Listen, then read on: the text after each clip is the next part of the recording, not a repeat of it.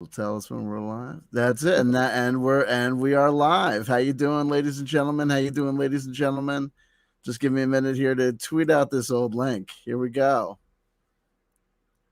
Bear with me, Eric. How you doing, my brother? Right on, Guru Long Chanter. time coming. We've been threatening Yes, yes. You know what's the trip is we've been looking threatening to back. have this conversation for a while. Yeah, looking back in my mind, I'm glad we waited this long because in the initial phase of me getting to know you and watch you operate, I had my reservations. And in my naivete at the time and my enthusiasm, I wanted to challenge you. And to my better judgment, I thought, he's a hell of a talker, and whether he's right or wrong, he's a better lawyer than me. So I'm just going to stay out of that one. Hey, well, listen, I appreciate pushback, and I think it's going to be fine to bring people up to speed. And we'll kind of just josh around here for a second. It Yeah, usually takes people a little bit of time yeah, to yeah. get in. We're going live right at 5 o'clock, so people will be clocking out of work some places, or just still at work, unfortunately, in some other ones. So we'll give people a minute to kind of wander on into the lecture hall before we let the spirit into debate, go in full blast. But of course we tease. So I don't know like where to start. Like me, Eric, I've known Eric on social media in various forms or another, going back years, man. Like I don't know if we touch base, when I first started my channel, or can you remember when you think we first like kind of maybe became acquainted with each other? I just know that I was trying to figure out what the deal was, traveling around to these conferences with these super soldier guys and Juicy Mendoza. And I was trying to be real sly about it and real slow and methodical. I was trying to work my way in where I can have an opportunity to actually talk to these guys without them suspicious that, oh, he's just trying to get intel on us. I was trying to really work the long game. But you dove right in, and you at one point you just took the gloves off and just started slamming. And I'm thinking, oh, so I was like, oh, you're kind of throwing shade on my plan here because I really wanted to bury him hard. But I was glad you did what you did. And initially, I wasn't so sure I agreed with all your takes, but now looking back, as time has evolved and incidents and behaviors have occurred. You were pretty much spot on. So hats off, brother. Well, yeah, but to be totally honest, it's so funny. If you're inside this community, it's such a strange world where things are so convoluted and twisted. Because if you talk to most people on the street, it doesn't take them like hours and hours of contemplation to figure out that guys like Juicy Mendoza or David Wilcock or Simon Parks or whomever are totally absolutely full of it and are just spinning tall tales. I mean, these guys couldn't last a half hour in your local tavern, drinking hall or whatever, without being subject to ridicule and mockery. It's only in this strange wonderful world that you have to reach out to people and slowly take them by the hand and be like, now let's think about this carefully. You're an intergalactic species of interdimensional sovereign Orion Council ambassadors. You come all the way to Earth on a very, very, very important mission, right? That's absolutely necessary for the sanctity and sovereignty of life on planet Earth as we know it. And the way you're going to communicate this message is you're going to find a total rando, not just a total rando, but actually a person with a very kind of suspicious and weird background. And you're going to say to them, we're only going to speak through you, and we're going to give you no tangible evidence of our existence. And we are absolutely not going to send channeled messages through any other people in the community who might be opening to hear this message. And that's how we're going to do things, because we're smart enough to figure out interdimensional travel, but we're not smart enough to realize that this is the worst way to spread intel ever. Do you know what I mean? Yeah, I totally get it. And I just want to throw this in real quick. Little side note is before I even got into even chatting with people about ufology and stuff like that, there was a show. You might have heard of a lady out of Texas named Debbie Daly. Does that ring a bell to you?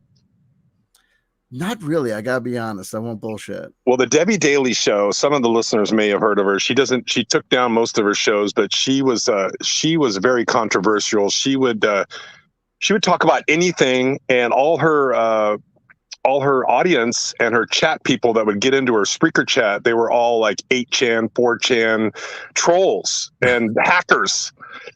So I don't even remember how I stumbled onto her show one night, and it was fun to listen to. It was funny, and these guys would just trash each other constantly in the chat room. So for me to fit in, I had to become like a troll, and I had to get thick skin, and if I wanted to be respected, I had to be able to trash people. And one of the things that these guys would do is if you would trash them and it hurt them, it hurt their little, it hurt them too much or whatever, their ego got bruised, then the next thing always was, oh, you're a pedophile. Absolutely. That's always the last resort. You're a pedophile. It's always the first resort. And we've said it's like Bloody Mary. If we say the word too many times, all of a sudden the phantom of Google will jump out. But it's to your point. I mean, this is like people are willing to throw that word around with such reckless abandon. It goes to show, well, look, the world's full of crazy people, but now thanks to the internet, they can broadcast their thoughts to everybody. Thank God, because I think that's how we got here, right? Yeah. I mean, who are we to judge? It's the freaking wild, wild west. I mean, YouTube, you can pretty much do almost anything, almost. It's incredible because you can do almost anything and get away with it. But if you're on the side of good, it seems, and you do one minor infraction, forget about it, demonetized. Or if you're against no good. Absolutely. Who knows how it works? I don't even think Google. I think it's an illusion of a system that works. Yeah. But Erik, just to give the people some context, so like you're not here like in any specific capacity. You're not like a secret space program whistleblower, or you have your own like a YouTube channel and agenda. You're just a guy that is in the community. And I thought, when we talked about getting together and talking, number one, you're a fascinating individual. We've met in real life. We met at Contact in the Desert 2019. Yeah, I was your bodyguard. You might just tell people. I mean, absolutely. That's absolutely. Remember when I snuck you into the Jimmy Church panel conference? Oh, it was ridiculous. And it's so funny. It's like, hey, by the way, you know what I mean? I don't know how many points you burnt up in that community with that maneuver. It was like ridiculous, but I appreciate it. The bottom line is I was always about the truth. And I knew that even though you had your style that rubbed some people wrong, it didn't bother me because I knew your heart was wherever the truth was, you were going to try to find it. And I was trying to find it too. So I was gravitating towards people that I thought were, telling me the truth. But then I was also gravitating towards people that I knew intuitively that they were full of shit. But, sometimes when you hang around with people that are full of shit, you're going to hear the shit and then you're going to be able to recognize it and then you'll know better. So it's like a learning, It's a process of learning. And that's the thing. Go ahead. No. I'm sorry. I didn't mean to step on you.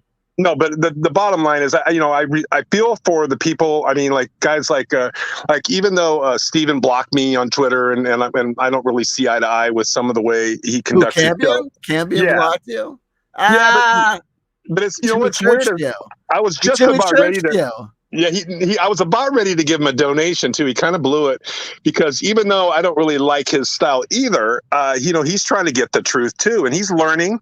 He's going through the learning phase. Even right now, he's still learning by, bringing on that guest he had on the other day, which I'm not going to mention their name, but, but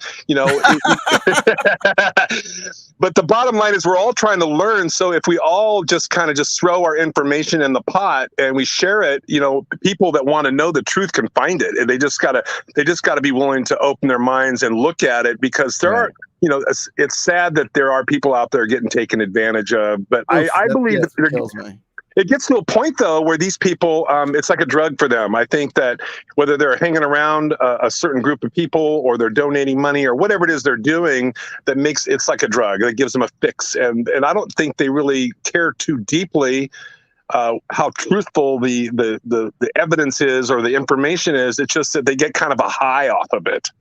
I think that because how I came to know you is that we started interacting on Twitter and we obviously met up at Contact in the Desert, but you're the man. You go to almost every conference that there is under the sun, right? If James Gilliand has a friggin' picnic, Yeah. An informal picnic, Eric's there. Jimmy Church's birthday, Eric's there. You know Yeah. what I mean? Like two dudes meet in a crazy in a corner of a Denny's in Akron, Ohio, and the topic of what really happened in the Montauk Project comes up. All of a sudden, I know Eric's here. What the hell is going on here? So you've moved in this community, and you know all the major players, and you've seen all these guys, and you also know the scene, right? And that's like the real dirty little secret, is that people can say whatever they want to about, we're here for the truth about UFOs. We demand to know the truth about human destiny as foretold by the Mayan calendar keepers or whatever. And it's like bullshit. You're just here, you're where you in your hometown, you're one bright shining star of asking questions and thinking differently in a seeming world of dickhead morons who don't give a fuck about asking any questions about anything. And you get to go to this conference and see all these other beautiful seekers and questers and hippy dippy crazy party animals, and some people with a lot of social issues, like social anxiety issues, but they get there, and then all of a sudden it's amongst the it's like, you ever go to an AV club, like an audiovisual club party? Never. Never. Okay. Well, I'll tell you, I've been to a couple of different parties. I've been to all sorts of different parties. The hoity-toity elites, the AV club, and the chess club. If you go to any social situation amongst themselves, like a Dungeons and Dragons gathering, right? There's a guy there that's like the guy who's like super guy. But if you take that guy from the Dungeons and Dragons club, you take him to, like, say, I don't know, friggin' like Tony Lafayette's sports bar, that guy's gonna have a hard time getting, overheard, to get a drink order in. It's just, it's just the way that it goes, baby. So this whole scene, like, people act like it's all about these things, but I think you hit the nail on the head, where it just becomes about, hanging out and getting to know people and having experiences, and before you know it, you know everybody. Isn't that the other dirty little secret? Like, that you get to these conferences, and it's not like, with the exception of like David Wilcock behind the velvet robe, I met everybody. Do you know what I mean? Yeah. I hung out with Emery Smith, like, and it also goes to show you, like, how full of shit people are, because it's like, I'm C.W. Chanter and he's Emery Smith, and we meet in the hallway of the hotel. We're like, "Hey, what's up, man? I recognize you, asshole from the internet. The fuck's going on?" And everybody's just. And I got that picture. And you remember I took that picture, and I'm the only one that has a picture of you and Emery Smith together, I think. Seriously, I don't know if you remember that. I posted that on Twitter. We're You should have shared that one with me. You shared all these photos. It's buried somewhere in the archive. I'll find it and send it to you. But that was a trip to see you and Emery Smith together. But that was before he completely imploded. He hadn't imploded completely yet. A lot of these guys that we're talking about right now, that we're going to talk more about, I mean, they're kind of their implosion it was a process. You know what I mean? It wasn't like, you know what I mean? Well, you know what it is that, it's like trajectories. It's like everything has a trajectory. Nothing lasts forever. Like, people come on this, like here, like on this scene. I've seen so many people come on, go on both sides of this fence. There's so many people who are like debunkers. They show up, they're like, I'm going to, make these videos about this person or that person. And within like 6 months, they're gone. Within a couple months, they're gone. You have all the people that try out on James Rink's like Super Soldier channel, hoping to make it to the big time of Project Camelot or like Alfred Lamont Weber. So the majority of bands that play are going to play once and fade away. They ain't going to stick around. They ain't going to get a record deal. They ain't going to, make the long haul. And even amongst the guys that get the gig, that get booked at Conscious Life Expo or friggin', Portals to Anal Ascension or wherever the fuck, you know what I mean? Not that many of them are going to be invited back next year. You mentioned James Rink, and that's interesting because earlier this year he was at the 5D conference in Vegas, and I attended that, of course. And so I'd never met the guy. I'd heard his stories. And, I didn't really research the guy because I just once I got to know Randy Kramer very well and heard his stories, which we could talk about. I remember us talking about like trying to like we were trying to set up a sit down. Yeah. But anyway, Rink's an interesting guy. I actually had dinner with him and this lady, this other super soldier, two other super soldier females. And anyway, he's been doing that whole super soldier thing for, I think, since 2009 or 10 or something. Oh no, yeah, he's old school. He remembers, he was the OG super soldier. Oh, he's not the original. He's second gen. The original was Duncan O'Finian. Okay. And there was like another guy. There were a couple of different guys. Those super soldiers, they don't last long either. No, but he's lasted. James Frank is a true believer. He's been running that Super Soldier Talks channel he recently took it off of YouTube to switch it to Rumble. Pointless. Yeah. There's no one on Rumble. There's no one on Telegram. You know what I mean? You could do whatever you want. Go to BitChute. Okay. You're going to end up wanting to come back to YouTube because this is where the action is. It's just where the action is. Now, did you happen to know anything about this guy, Michael Jaco or Jocko, however you pronounce it? Oh, yeah. Well, he kind of came out of the blue. He did. He's another guy that I spent a day with at the Area 51 at Rachel, Nevada, at the Little Alien. We partied. We drank tequila. I bet you that guy could party. That guy's an interesting dude, but get this, but going back to James Rink, when we were at the 5D, Jaco was there too. And so the talk was that Rink was going to interview Jaco to vet him to see if he was legit or if he was a CIA infiltration guy. So I just remember all that drama that, in the interview and there, and Jaco's trying to weave his way into the community. And you first have to get approved by the other hustlers and make believe storytellers. If you don't get into the club and you don't agree to not ruffle each other's feathers, you don't get co-signed. You know what I mean? Right? It's a dance. It's a dance. It's fun to watch. Actually, it's quite interesting. It's entertaining. I find it entertaining for me personally. Listen, it exists on so many different levels, and like I said, what it really comes down to is harm to the general public. So you get a guy like James Rink, and there's problems there. I mean, there's problems with what I think are people with possible issues, backing each other up and preventing each other from integrating into a bigger real world where there might be people that could make positive suggestions to them about dealing with their feelings of alienation or dealing with their feelings of paranoia or intrusive thoughts or whatever, and instead they get involved in this world of super soldiers and targeted individuals, and they end up just ratifying each other's I'll be completely honest, what I perceive to be delusions. And there's people that are tricksters. I mean, James Rink, the one thing that I'll say is he's one of these guys. It's number one, it's size. So his channel, even though he's huge, you know what I mean? If he's getting donations, I'm sure he's getting donations, but he's not out there on Gaia. He's not, selling books. He's not, telling people that, if they fund him, they're funding, the takeover of America for Trump or whatever. So I kind of I'm able to regulate it and watch them in the space of entertainment to a degree. And then, of course, it's the other thing is that I truly believe that he believes. Do I think that he's a super soldier? Absolutely not. Do I think it's an aspect of his positive self-image that he thinks he's a super soldier? Absolutely not. But, he's not lying. I don't believe that he's lying. I believe that when he thinks he's having these anomalous experiences, he's having them, which is part of the reason that I don't critique or criticize him. I thought that James Casbolt is an absolute, in my opinion, exploitative liar who finds people like James Rink, who finds people like Duncan, the Grid Keeper, and uses his power of narcissistic manipulation to influence their worldview and influence their perception of him, which is why, and him, who was that guy? Donald Marshall.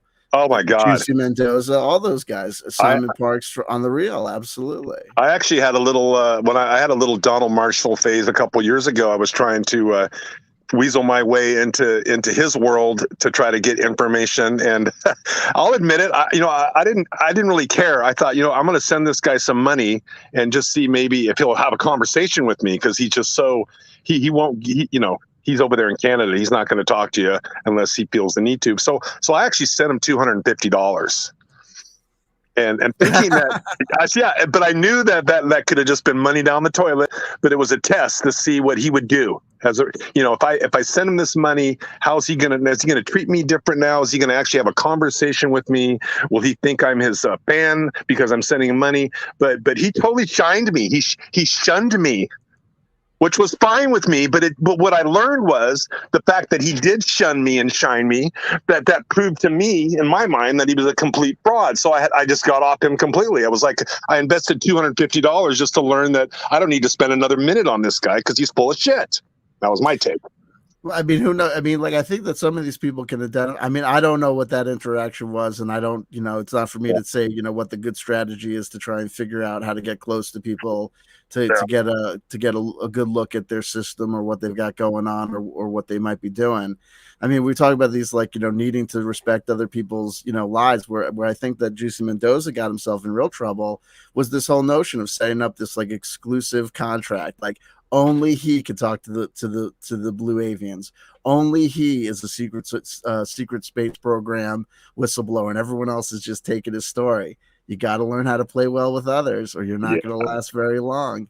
He did not play the game well at all. That was the thing that I noticed about him right from the get-go, that he had no personality, had no charisma. He looked like he was a deer with headlights on him the entire time. I mean, the one time I got a chance to actually get close enough to him where I can actually talk to him was in Colorado, like I think it was 2 or 3 years ago at one of his conscious conferences that he had. Side note, real quick, when David Wilcock was speaking at that conference, he was talking about Bukaka live on stage, and people were laughing. David Wilcock with the Bukaki? Yeah, Bukaki. Like he was telling Bukaki stories on stage. Had nothing to do with UFOs or light. Yeah, exactly. And there were people in the crowd that were shouting out at him like encouragement. And I was like, oh my God, this is just. But anyway, so afterwards, I'll just make this brief. They had their little room. The funny thing about these guys is you can never catch them out anywhere. They're always hiding somewhere in their room or in their little private little circle, whatever. So the only reason I was even able to get close to either one of these guys is because they had Clifford Mahooty there as their speaker, and Clifford Mahooty's a friend of mine. So Clifford Mahooty was sitting at a table with David Wilcock and Corey Goode outside in this little patio area. And I was supposed to have dinner with Clifford, and I was getting kind of hungry. So I said, fuck it. I'm just going to walk over there. I don't care. And just say, hey, Cliff, what time did you want to eat dinner? So I start walking over to the table, and David Wilcock sees me walking towards the table, and he looks away and doesn't even look at me, won't even look in my eyes, won't even acknowledge me, which I didn't care. But it told me right away that this guy knew who I was. He knew what I was trying to do, and he wanted no part of me because he knew that I was probably going to ask him some questions that he didn't want to have to answer. So then Corey Goode's sitting there. There's about 8 people around him. And so I'm just kind of hanging out on the fringe, just kind of, trying to be part of the little group there for a minute. And they're talking. And then I decided, okay, here's my chance to throw in 2 cents here. I said something about Hillary Clinton and the CIA. I forget what my comment was. And this is the only thing that Corey Goode's the only words that ever came out of his mouth into my ears directly was, oh, Hillary eats babies. God, that's what he said to me. And I looked at him, I thought, oh, really? And then I was like, okay. I just walked away. That was it. That's all I needed to hear from him. He was all in on the Hillary Eats Babies program, Right. Well, I mean, what I think confused him is that he didn't realize that he was, there's a movie with, I think it's with Andy Griffith called A Face in the Crowd. And what it is about a person that is like discovered basically by the entertainment industry. He's a kind of a local good old boy, simple farmer folk kind of guy. And he has like simple aphorisms and metaphors and phraseologies and takes on things. And they end up putting him on TV, and this TV show becomes more and more successful. And then his ego takes off, and he starts thinking that he can manipulate people and that he calls the shots and all this stuff. And with completely ignorant of the fact that he's a construction, that he was just picked, but without the people around him, without the system supporting him, he's nothing. And I think that's what happened with Juicy Mendoza, is that he didn't realize that without David Wilcock, like, it was a full court press. That's why, people are like, nothing against Jimmy Church. It is what it is. But, he has to take a lot of blame for Juicy. And so does David and so does Gaia. I mean, everyone's getting their karmic comeuppance when it comes to feedback on this guy, including me. You know what I mean? Like me sticking my friggin' nose in the beehive. And we lost Erik. That sucks. Let's see what happens. If he hits the link again, we should get him back. We should get him back. Nobody knows the trouble I've seen. Ow. He's like, that's it. You're talking crap about Juicy Mendoza. I'm out of here. That's the one.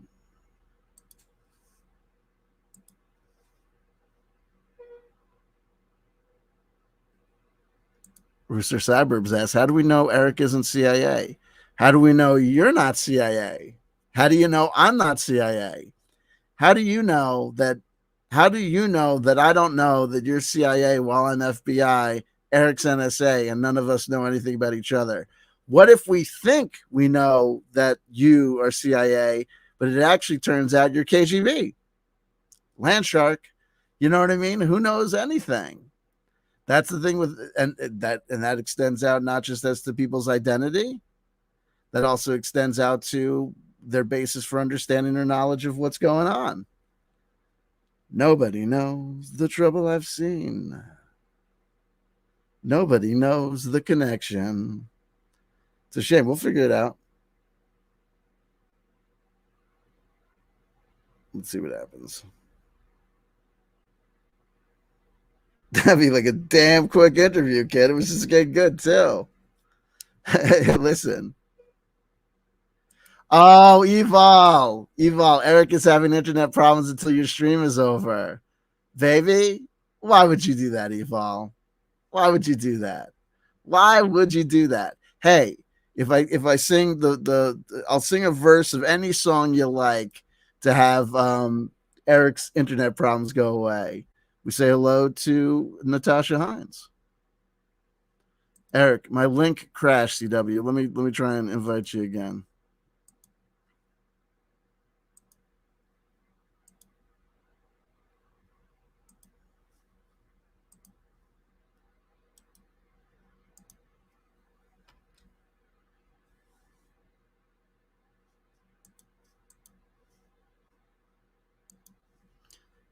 Anything you want. Oh, Gigi is here. How you doing, Gigi? Good to see you. Good to see you, baby. Rasputin. There you go. It's Chia CW. How do you know it's Chia CW and not the real CW? You don't. You don't. Here we got Reemsey's in the house. Hello to Reemsey. Elon, what is the subject? It's not really any sort of subject. We're just going to end up talking all around the thing. And we got him back. Let's see what's going on. You know, I saw you talking to me, and I'm like, oh man, what a drag. I couldn't even hear you because I had you muted on the YouTube. Anyway, so yeah, where were you at about 2 minutes ago? We can kind of recap and go back to where we were if you want. Do you think that's going to happen with me and you? You think that's going to fucking happen, baby? Oh shit! But I was getting ready to think that somehow Corey or Mendoza somehow contacted his FBI handler and then had the link crashed on my end or something. There ain't no see the thing, and then you always have to speak to this. You have to speak to this truth to remind people. What happens all the time is you ever encounter. This is what I encounter. Maybe you encounter something similar.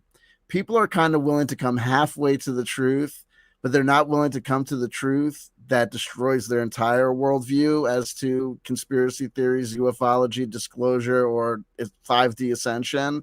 So they're willing to admit that, that someone like, Juicy or Simon are totally full of crap, but they're not willing to admit that because the scene is full of people who are full of crap or it's all full of crap. So they'll be like, yeah, man, I used to believe in that guy, but now I realize he's just some sort of organized COINTELPRO disinfo agent. And I'm like, I see what you did there. You let the truth come in that this person is totally full of crap, but you save your delusional worldview that there's actually something going on in this world of UFO conferences and friggin' starseed ascension courses to that the government cares enough to send in disinfo agents. Exactly. Or do that. Yeah. We might end up segue to Doty, because that was another controversy between you and me. Was your stance on Richard Doty? Well, yeah, let's talk about that. But before we go into Doty, let me just say this real quickly about Juicy. Is the thing about Juicy is he is aware enough to know that his bottom line is this: is he's got that real flat affect. He's just real kind of boring and really doesn't show any emotion. He's always kind of acts like he's under control. You don't see him ever smile or laugh, hardly ever. But then Wilcock's just the opposite. So I mean, for me, when I watch Wilcock when he does his YouTube shows, I could tell right away when he's lying, because his tell is the same every time. He looks down and to the left when he's reaching for a lie. He looks down and to the left, and then he pops up with that fake smile and he starts rambling. But anyway, so you learn by being around these guys and observing them, and then trying to figure out what's bullshit. But after a while, you learn some of these guys, it's just all bullshit. It's all bullshit. There's like literally no truth in any of it. And then what little truth they do share, it's truth that they stole from somebody else that maybe has some credibility. So they try to boost their credibility by sharing information that somebody else shared that is credible. They kind of try to leak on to other people's credibility. I nailed it. I nailed the formula. Listen, folks, if you see guys like Juicy Mendoza or Simon Parks or Laura Eisenhower, and you want a taste of that sweet, sweet, sweet conference coochie and kush, you just need to sign up for C.W. Chanter's Secret Space Program Whistleblower School, where I'll teach you such things as how to find the correct handler. Every Mendoza needs a David Wilcock. Every Mendoza needs every David Wilcock needs a Jimmy Church. You got to find your way into the pecking order and figure out who's gonna manage you and take you to the next level. And the other thing is that it's a delicate game, but it's easy. It's the 75% rule. You got to give people 75% of what they already know and believe. That makes them think that they've ratified you and that they figured out that you're on the level, because you know exactly the same things about the secret information that they know, right? And then you're also creating a bond, an energy connection, because now you're ratifying for them their own pre-existing beliefs, and now they like you, right? And then, also, you're showing that, you're not disrupting anybody's big worldview. So you're making friends with all the people around you. But nobody wants to hear the same old thing over and over again. And that's where that crucial 25% comes in. You have to have a new take on it. You're part of the secret space program, but you were part of the Caucasian American wing of the Chinese secret space program infiltrator protocol, where you're on the reason that what's his face didn't see you at LOC in friggin' on the moon was because you were at the other base, right? And what the other guys don't know is it's totally, and I totally respect the fact that people think that the mental mind illusion hologram machine is on the moon, which is a hollow satellite brought here by the Anunnaki.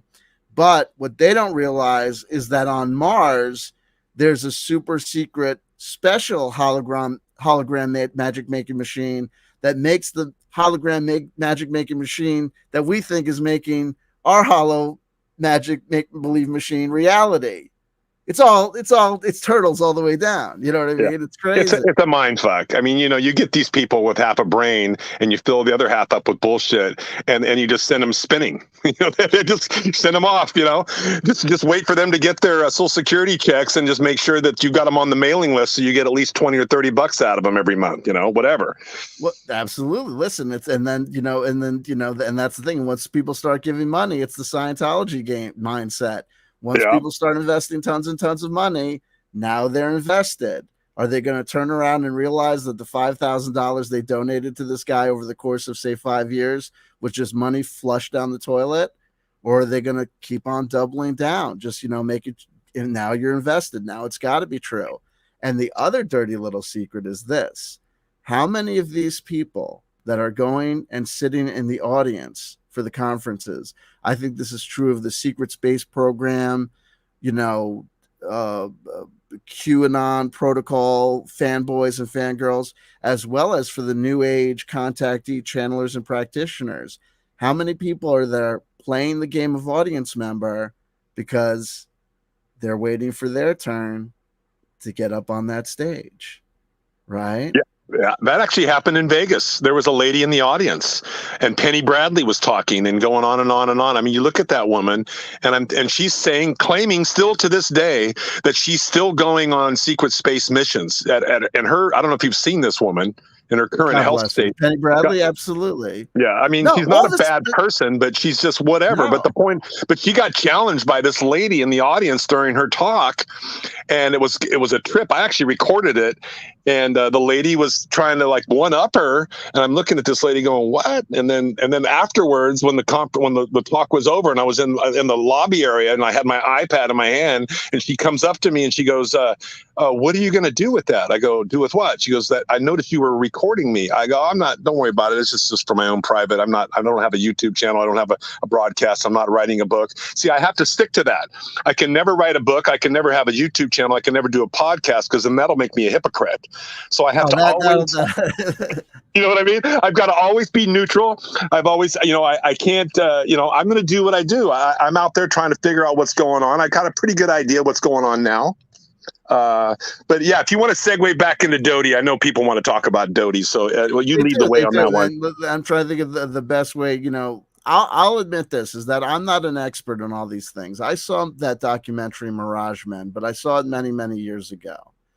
But a pretty convincing case is made in that documentary film, to the degree that case can be made in a documentary film, that Richard Doty, number one, look, it's known that he's military intelligence, right? That's not debated by even him. He admits that, right.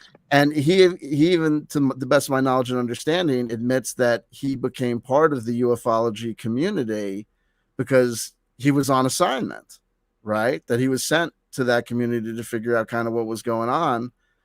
And then also is that he was involved in potentially, the allegation is that he was involved in trying running a psyop, a legit psyop on an individual that ended up driving that individual insane. The Benowitz, Paul Benowitz. Paul Benowitz happened to live near a certain classified military air base, started documenting things, started to record things, became aware of things, started publishing his opinions. And then all of a sudden, the people, the staff on that facility, the personnel, started fucking with him, breaking into his house, rearranging the furniture, sending them. Okay, let me cut you off right there real quick. You may or may not be aware of this, but the story that Doty tells, and there's really no way to verify if this is really what happened, but when you sit in front of him across lunch for an hour and he tells you the story, and you look in his eye, you think, okay, why would this guy spend? I mean, I spent like 6 hours with the guy at the Laughlin MegaCon a year and a half ago, so I'm pretty good at telling if I think someone might be bullshitting me. And let me just say, if he's lying all the time, he's the best liar I've ever met. But the point I'm trying to make is that the story he tells is there was another intelligence agency, I think it was the NSA, if I'm not mistaken, I could be wrong, that was also observing what they were doing, what Doty and his partner with the DIA were doing as they were interacting with Benowitz. And then when Doty and his partner would, leave the house and go do whatever it is they would do, that it was the NSA that was fucking with Benowitz, not Doty, but Doty took the fall for it. And a lot of people, I believe that to be true. I mean, I could be totally stupid there, and I could be completely wrong. It's not about being stupid. It's about this. Look, first of all, this sort of notion that we have this internal radar, this internal BS detector. Everybody has a sort of BS detector where they feel like this person is triggering my BS detector and I think that they're full of shit, or this person is not triggering my BS detector, so I'm inclined to believe them. But the fact of the matter is that there are people like the world's best liars. And no offense, Erik, there are people that do training to figure out, who's being deceptive and not being deceptive.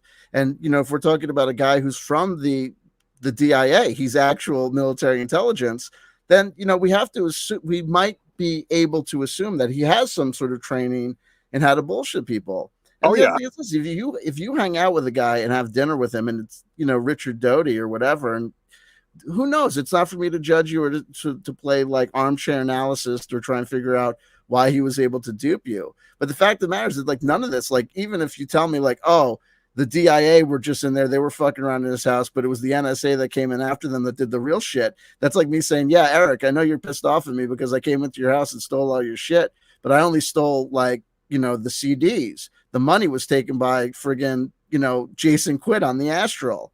You might that may make you upset at Jason Quidd, but it's not going to make you say, oh well, then C.W. Chanter gets a fucking pass because all he stole was the minor shit. You know what I mean? It's like if Doty was on the fuck around, he was on the fuck around. And here's the other thing: is that and the other thing is that he's military intelligence. If the whole disclosure setup is this. We have figured out through acquisition of piecemeal information, whistleblowers, intel, documentary, whatever the evidence is, if we have figured out that the government is in possession of vast stores of knowledge regarding UFOs, extraterrestrial life, and their interaction with, human civilization over the millennia, and they're keeping it a secret because they've got an agenda to keep it a secret. I don't know how it works that you all of a sudden say, yeah, and this guy who's admitted military intelligence, who's admitted coming into the ufology community on a fucking op, and is admitted to being on an op to the degree of running fucking a dude ragged, another human being ragged, then how all of a sudden we're going to let this guy turn around and say, but now we're going to trust him? And even beyond that, even saying like, okay, a guy reforms. Okay, you reformed. That doesn't mean, in my opinion, that doesn't mean you get to come back to the conference and hang out with essentially a lot of people who are kind of like the intellectual and cultural descendants of Paul Benowitz, right? That should be you getting, the fuck out of here. Well, okay, let me real quick. I'll say this. Okay. Walter Bosley is military intelligence. Walter Bosley is military intelligence. Right. I like Walter Bosley. So I, give that dude a pass. There you go. Boom. Yep. But if you like somebody, it's easy to give him a pass. I have no objectivity when it comes to Walter Bosley. If someone wants to talk about whether or not he's on the, first of all, at this point, the things that he's involved. But then again, the accusations about questions about Walter Bosley because he's military intelligence are just, because general themes and ideas about people that are involved in military intelligence. If you look at what Walter Bosley's involved in, he's not involved in anything except writing, books of every single variety and going to conferences and saying things like Napoleon, hid gold in, Cortez's tomb and the, Alamo or whatever. Right. You know what I mean? And you got to ask yourself, why are these guys still, hanging around this whole community? I mean, there's no money in it. I mean, very little. Let's just put it that way. There's a few people that are making, but for the most part, Doty's not making any money on the side. I can assure you. I don't think. I mean, and I really, there's not enough information out there. Let me just tell you this: the conversation that Doty and I have, they fucking know everything. Okay, and I told him shit. They think they know everything. No, you're wrong. They know way more than they know. How do you know? Because I'll tell you how I know. Because I've done some research and I found out some things, and then I ran those things by Doty. I know how to test people. I know how to figure out how they respond to what I tell them. I know if how you got to work the game right back at them, and you better come armed and you better know what you're doing, because if you just wing it, they'll own you. But with Doty, I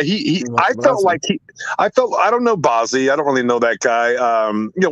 Whatever. I'm just saying that I'm not trying to stick up for Doty. First of all, Doty went backward. He went backward in my book recently because he started telling the story about when he was at Area 51 that a fucking ET escaped, and it was out there, and they found him in some fucking ranch out there in Area 51, and then they killed him and buried him at the ranch because it was just, the story was so far fetched.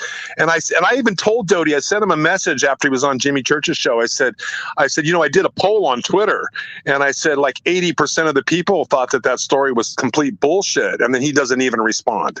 He doesn't say, yeah, it's bullshit, or no, it's not bullshit, or he doesn't try to defend. So I do believe that there's still some shit being slung. And I don't know what their motivation is.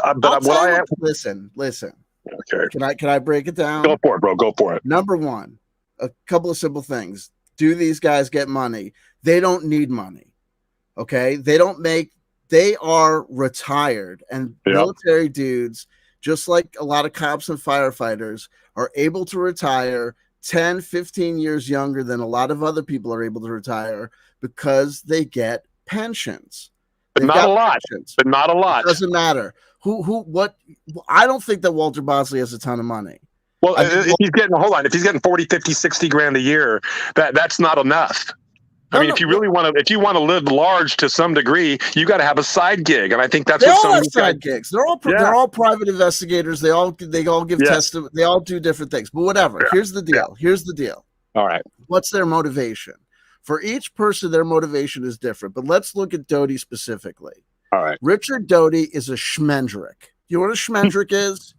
Never heard the word, but I love it. Okay. It is exactly what it sounds like.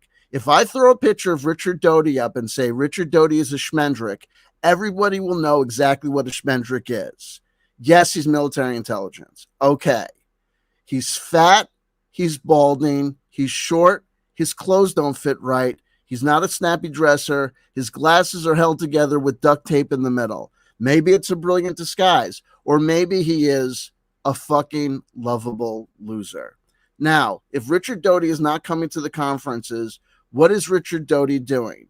He's clipping coupons. He's watching TV. I disagree. Maybe he's going down to the local cheesecake factory on a Friday night. What do you think he's doing? You think he's rocking and rolling? You think he's kicking ass and taking names? Okay, let me tell you. All the ladies. You think he's fucking all the ladies? You think he's got some amazing dynamic personality that's like, running shit? Is he Doty's like 65 years old, bro. He's been married for, I don't know, 30. James Bond. I'm not. Again, I'll defend him on that. He's a family man. I believe he's a good. I don't think he's a bad man. Let me just tell you this: Doty is one of the smartest people I've ever met. Jason Quidd. I know he's listening right now, but Jason Quidd is also one of the smartest people I've ever met. Doesn't mean they're good people. You're over fucking tell. But Doty, every time I try to get him in, every time I try to box him in a corner, he knows how to handle it. He's a trained pro. I enjoyed this. It's like talking to you right now. I'm going to say this. I'm going to break in here. Here's what I'm going to tell people that they don't know about you. Erik is a tall man. You obviously work out and you're a good looking bro. You are. Okay. But I'm going to tell you this. God blesses us all in different ways. I love you, but I don't know if Erik, the Awakening Man, is the greatest judge of character and the greatest wielder of the internal BS detector. And that's not me saying that you suck or you're garbage or you're like, it's just making the suggestion that I get it. I get it. And also, number one, Doty is not the hill you want to die on. Like, I get it. But, but Erik, here's the thing. It's one thing to hang out with a guy who's military intelligence and give it back. Also, I want you to interact with this because V, fan of the show, grand participant in the channel, has brought up things. She states in the live chat that Doty has bragged about Greer, Dr. Stephen Greer, paying him, Doty, an obscene amount of money. That's true. Now, he bragged to me too about it. That's true. So if you think Gaia pays Doty an extreme amount of money also, and crazy. And Doty, here's the thing. Doty told me things privately, and I know how he works. Just asking so we know what his motivation might be, Erik. Look, if you're going to pay for me to get on my butt on a plane in New Mexico and fly to Colorado, and I'm going to sit down with Emery Smith for 2 hours, and we're going to spin our tale, whatever that might be true or not, and I'm going to go home with $1,000, fuck it, I'm in. So there you go. So we know you, but we were just starting this conversation asking what the motivation might be. Yeah, I'm just saying, but the point I'm trying to make is okay. I believe. Here's the deal. I believe that some of the information is just like anything. Some of it's true, some of it's not true. And my whole thing is I'm trying to figure out what's bullshit and what's not bullshit. That's always been my agenda. Okay, I'll help you. And here's the deal. And here's the deal. And I know people brought up Jimmy Church. I get it. And some of these people that I hang out with and I rub elbows with, I get it. Don't think I'm stupid. Don't think that I don't know exactly what's going on. The bottom line is this, is that sometimes you got to bite the bullet a little bit and you got to play the long game. If you want to figure out what's going on and it's important to you, you might have to spend some time with some people that you may not look up to, like your preacher on Sunday afternoon. That's just the way it works. Now here two crazy suggestions. Suggestion one. Erik, the awakening man, is military intelligence. And he says, I'm going to come on to the C.W. Chanter show and I'm going to say, hey, pay no attention to the man behind the screen. I know you see me rubbing elbows with Richard Doty and Jimmy Church, but trust me, guys, trust me. I'm on your side.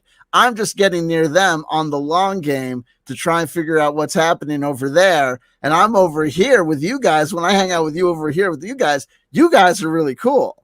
And I really like you guys, and I'm down with you. Now, here's what other guy can hang out with both crowds? You got to give me that much, CW. No, and here's the dirty little secret.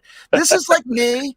It was an obtuse response for Jordan Sather and David Wilcock to act as though I was like walking Dutch elm disease at the conferences. Emery Smith knows the deal. Emery Smith knows that it's just the fucking entertainment business. Emery Smith knows that if you're playing for the Washington Redskins, you don't really, really hate the guts of the guy who plays for the New York Giants. You don't give a fuck. On game day, you're trying to win, granted, but off the field is off the field. Yeah. And there's plenty of people in politics and in news coverage and all those, and you know, Jake the Snake doesn't actually probably hate, 90% of the people that he fights in the ring. It's just the entertainment business. Yeah. Emery Smith gets it, and that's why Emery Smith was like, the minute he saw me, he didn't act like, oh no, there's that fucking hater, C.W. Chanter. He's like, there's that fucking guy who makes all those fucking hilarious jokes. I'm so sick and tired of hanging out with these dingbats like fucking Jason Quitt and David Wilcock. I'm going to go hang out with this guy. But now here's the deal. Erik, you're over here. Do you think that that you're going to go back to these conferences and these people aren't going to be like, we heard you on C.W. Chanter's stream saying that you were just getting near us to play the long game? But you're just, but the dirty little. But you know what? But Chanter, the long game's pretty much over for me. That's why I'm coming on your show now. The long game was over before we got started, right? The minute you get your way, listen, ain't this the dirty truth? You see something, right? If I was still playing the long game, I wouldn't be on your show right now. But anyway, go ahead. All right. The long game is life. We're going to be here. You got it. But check this shit out, right? Here's the dirty little secret. You see the thing on the horizon that looks so attractive, like me on YouTube. I saw people on Project Camelot and Alfred Lamont Weber and Higher Side Chats and Fade to Black and all these internet shows and people telling their stories and doing their spiritual channeling, whatever. And I thought, damn, that looks like fun. And then you get up here and you're like, damn, I got 1,000 subscribers. Damn, I got 2,000 subscribers. Damn, I got 5,000 subscribers. You're like, holy shit, this is a fucking pointless endeavor that goes fucking nowhere. Man, this fucking sucks. You go to these conferences, and I tell people, you know that there's people who think that there's some sort of bigger thing that's going to happen. There's no bigger thing. Like Dr. Stephen Greer, he's peaked. Linda Moulton Howe, Whitley Strieber, they have peaked. Yep, I agree. All downhill from here. Yeah, I agree. Like I said, you see the thing on the horizon, and it looks attractive. And the minute you get into that party, you realize, damn, everything I thought this was going to be about, it ain't about. Right? Right. You know what I mean? Like, well, but you mentioned, by the way, you mentioned Greer. Greer making $300,000 to $500,000 a year pitching the fake alien invasion scam. I mean, that guy's the best. When you want to get down to it, there's nobody making more money than Dr. Greer pitching that fake alien invasion scam and all his fucking. I mean, everybody like Wilcock and Wilcock aspires to be David, Dr. Greer. But he's clueless though. The guy's clueless. How he gets away with some of the shit he gets away with still baffles me. It still baffles me. I don't understand. I don't know why everything baffles me. I have no idea what's happening. Yeah. Never do. But you know what? When the smoke clears and we have this grand revelation that, it's all over, baby blue. But isn't it all over? Like everything, like peaks and valleys. And like, do you get the impression? I've gotten the impression recently since the Donald Trump lost a re-election that all this oxygen had been taken up by the whole Boonon thing and the whole, Donald Trump for ascension and all that stuff. And disclosures right around the corner and Space Force and all that stuff, that when that failed to peak, when that just, went off like a wet fart, that there was a dramatic hit to ufology. there was a dramatic hit. Like, look how many people are like seem to be really struggling, and seem not to be making any sort of gains, and are just losing ground. Well, that's You know their what I fault. mean? Even That's their with the fault. Tic Tac You know, UFO and all that stuff. anybody that like Jason Quitt, I respect Jason. He's like he's got a real life. He's got a real wife, and he's got a real career. I mean, ufology. He wasn't in ufology because he was trying to be popular and make money. I think Jason Quitt had a legitimate story that he was telling, and yeah, there were some people like Steven that tried to troll him a little bit. But you're not going to troll Jason Quitt for very long because he's too fucking smart for that. The fuck are you talking about? I've been trolling Jason Quitt since day one, and I continue to troll. But you know what? He's in the chat room. He gets it. He gets it. No, he gets it. Same thing with Shane the fucking Rotor. But what is getting to get you? He's still working a fucking 9 to 5.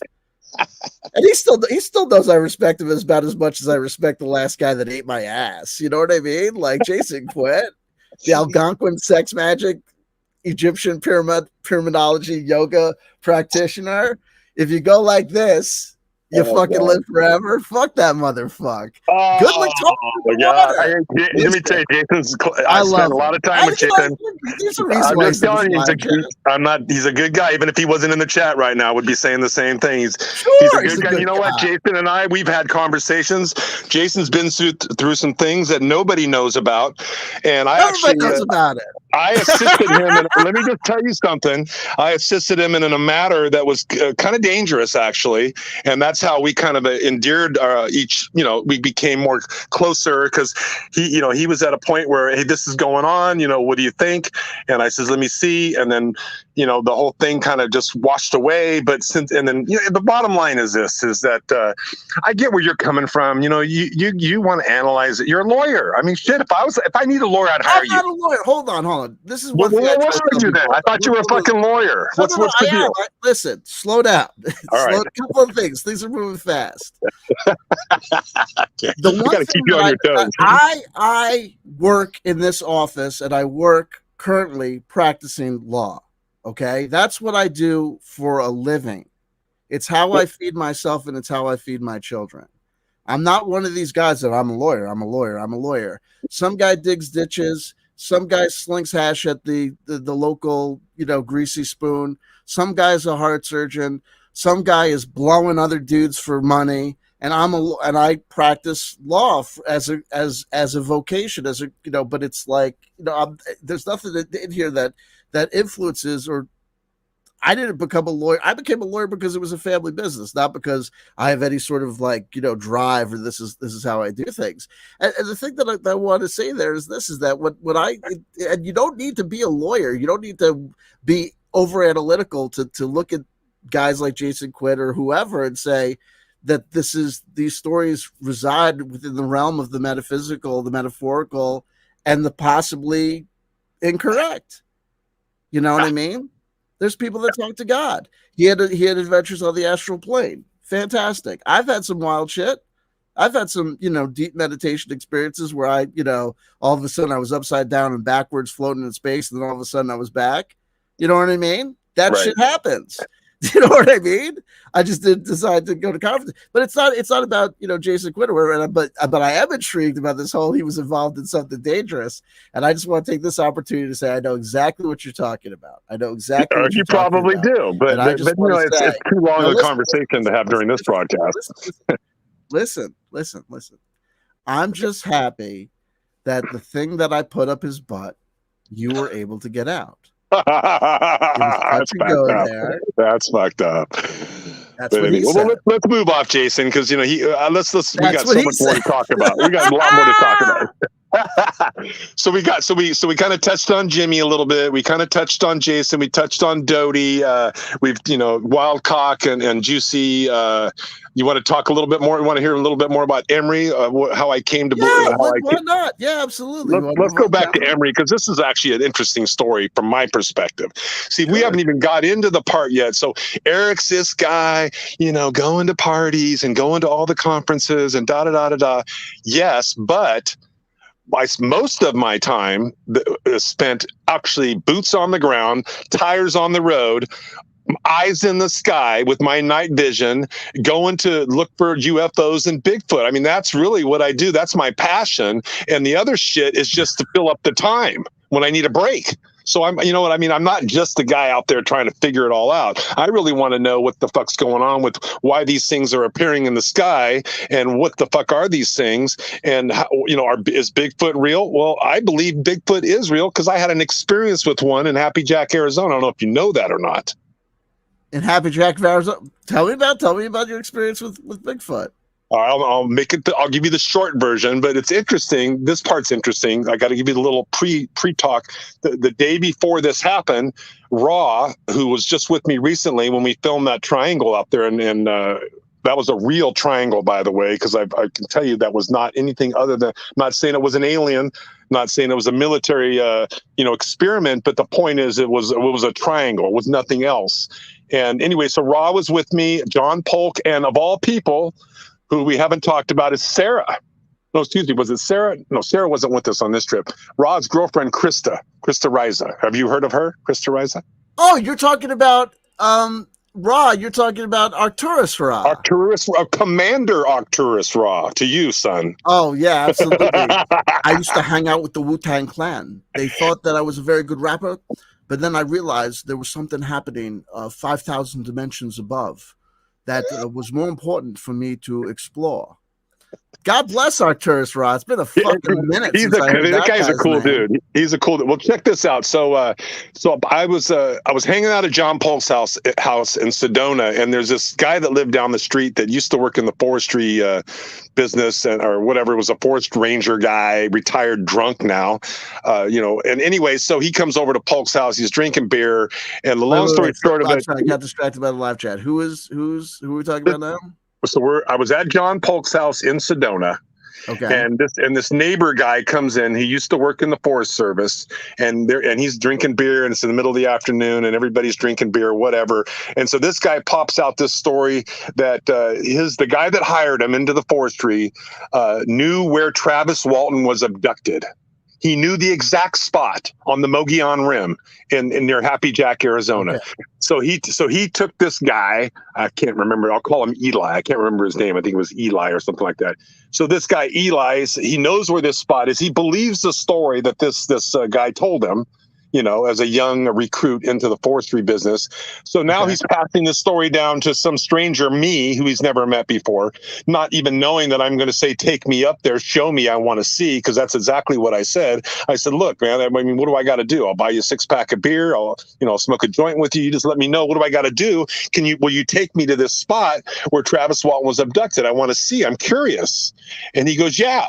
So the next day we get in my van. We drive up 2.5 hours up to the 700 feet up in the forest in Happy Jack, Arizona. We're on this forest road. We're literally 7 miles off the grid. We're 5 miles away from the nearest camper. And we're, on this road. It's all bumpy and rocky. And I got a flat tire on the way up there. All this is totally true. And so he says, yeah, this is a spot. And there's this little field and there's this circle there. And I'm thinking, it all makes sense. I can believe this. I'm like, okay, I can believe this. I'm not all in totally, but the story was believable. So then I come back, I tell John Polk, I call Clifford Mahooty, who lives right down the road. I called Raw. I says, look, let's go sky watching. This guy says, this is where Travis Walton was abducted. Let's go out there. Let's go check. Let's go see if we could maybe see some UFOs out there. So they were all in because I was excited about it. And so they go, okay, let's do it. So we're all up there. We camped out. Clifford Mahooty had to go home. But so Raw's there. I'm there. Krista's there. John Polk's there. We're all drinking beer. Do me a favor. Just keep on calling him Arcturus Ra because it'll get confusing. All right, Arcturus Ra's there, and so we're all hanging out around the campfire, telling stories and playing music and just partying and dancing around and having a good time. And then all of a sudden, it was not quite dark yet. The sun was just getting ready to start to set down completely. That's about the time typically, for whatever reason, that. In my experience, is the UFOs start to come out. And so John Polk believes that he could call these things in. This is what he believes. So he says, okay, I'm going to call him in. And in my mind, John's my friend, but I'm not all in on the fact that he believes he can call him in. Whether he is or not, I don't know. But I'm not going to challenge him on it because I can't prove that he's full of shit. a lot of people might think he is, but I'm not going to try to call him out on it. But anyway, so he's calling in these UFOs. He's actually doing this like little prayer. And I even recorded this. And then all of a sudden, it's Reverend Polk. Reverend Polk, I'm standing there with Reverend Polk with my night vision. Polk's there with his night vision. You got Raw and Krista. We're all standing there in this right by the campfire looking up in the sky. And here comes this freaking, I'll call it an orb, because I don't know what else to call it. It was massive, though. This thing was easily the size of two buses kind of rolled into a ball. It was huge, and it was only about maybe 300 or 400 yards up in the sky above the trees. Then the forest trees were huge up there. They're like 120, 150 feet tall. They're massive. And it just comes floating, right? I mean, literally floating. It wasn't flying. It was barely moving. It was just floating over the top of these trees. And I'm recording this thing. I've got 41 seconds of this, watching this thing float along. And I'm like, oh my God, this is insane. I've never seen this before. This is intense. I've seen the little dots in the sky flying around before. Are one of these the photos that you shared with me? No, actually, I didn't share that one because you only wanted like 7 or 5, and I sent you 7. Yeah, I said your top ones. This sounds like you know what? I could have sent you that one because I didn't think I was going to tell you the story, but this is good. This is an important story. Okay. So anyway, so that thing flies over, and then within the next 30 minutes after that, there were several objects moving across the sky very quickly. Sometimes there'd be 2 or 3 of them like in a tandem form, and there'd be another one coming from another direction, and they would crisscross each other. And in my mind, I'm thinking, there's no way those are airplanes. There's no way those are helicopters. There's no way those are satellites. I don't know what they are, but I've never seen these things before. And to me, they're UFOs. Doesn't mean there's aliens inside, but they're unidentified flying objects, and they were fucking cool. Let me just say, we were all excited. Raw was excited. Everybody was excited. So after that happened, they went home. The next day, Raw goes home with Krista. John Polk and I decide to stay an extra day, and I'm going to get to the Bigfoot part now. Okay. Backtrack real quick. That night, when we're at the campsite about 10:30, after all the UFOs had done their thing, all of a sudden we're sitting there at the campfire, and we start hearing these sounds coming from the forest, and it sounds like samurai chatter. Samurai chatter. Yeah, like these chatter, like there's somebody talking in the woods really fast, but it wasn't just one. It sounded like 2 or 3 people were talking in the woods, but it didn't sound human. But there was no doubt about it. We all heard it. And the first thing I says, what is that? And Arcturus Ross says right away, that's Bigfoot. And I go, Bigfoot? I said, there's Bigfoot in Arizona. Are you kidding me? I didn't know there was Bigfoot in Arizona. And he goes, sure, yeah, that's... Why not? I didn't know. I wasn't even in the Bigfoot. I wasn't even give a shit about Bigfoot like a year and a half ago. So then all of a sudden, so we're hearing these sounds, and I had my phone in my hand, and I go, I'm going to record this. I'm going to record it. I want to record everything I can.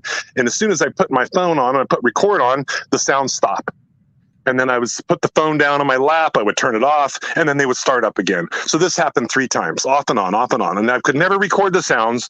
So I thought to myself, well, maybe I don't know if that's Bigfoot. It could have been, I'm thinking maybe it was coyotes or wolves or whatever. I'm just rationalizing in my head. It could have been anything. Maybe I don't think that was Bigfoot. I'm just like, whatever. It didn't even really impact my mind. So then the next day, after they all left, Polk and I were partying again, and we're hanging out at the campsite. It's about 11:30, 12 o'clock at night. Time to go to bed. We're done.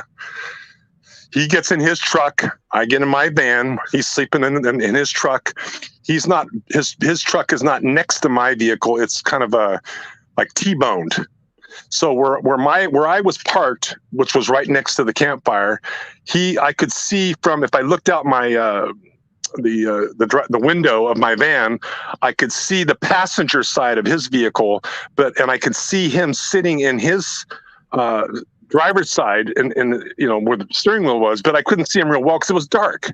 But I could just see there was a little bit of firelight still, just a little enough to see. But anyway, so it's about 1 o'clock in the morning, 2 o'clock, I forget exactly what time it was, and I'm sleeping, and all of a sudden I hear John's honking his horn. I jump up and I'm going, what the fuck? He's honking his horn. What's he honking his horn for? And he's just pounding on it. Honk, honk. I'm like, what the fuck's going on? So I get up and I'm looking out the window of the van, and I'm trying to see what's going on.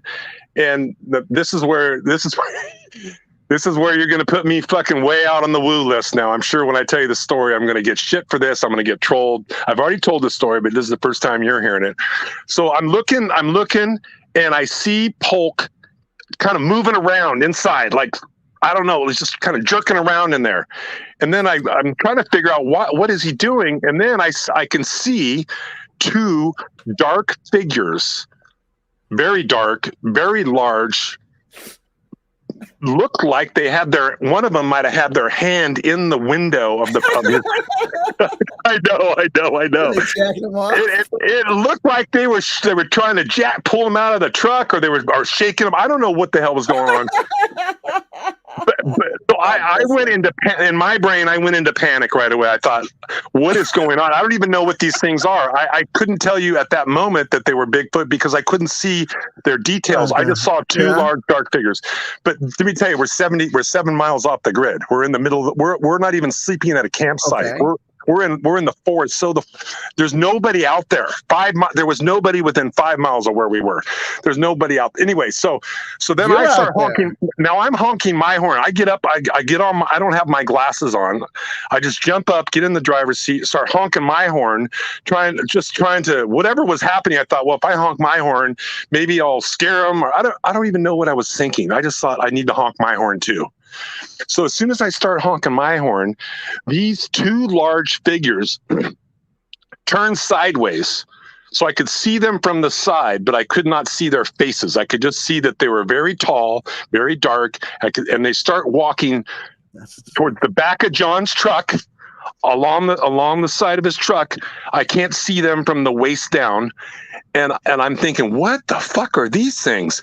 And so I panicked and I jumped out of the driver's seat. I'm down on the floor in my van now because I took all the seats out. I'm sleeping on the floorboard on a queen size mattress that I put in my van. So I'm laying down there thinking I'm just going to hide down here.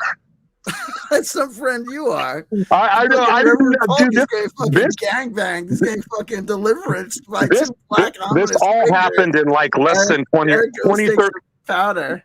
Less than 30 seconds. This whole thing happened this quickly.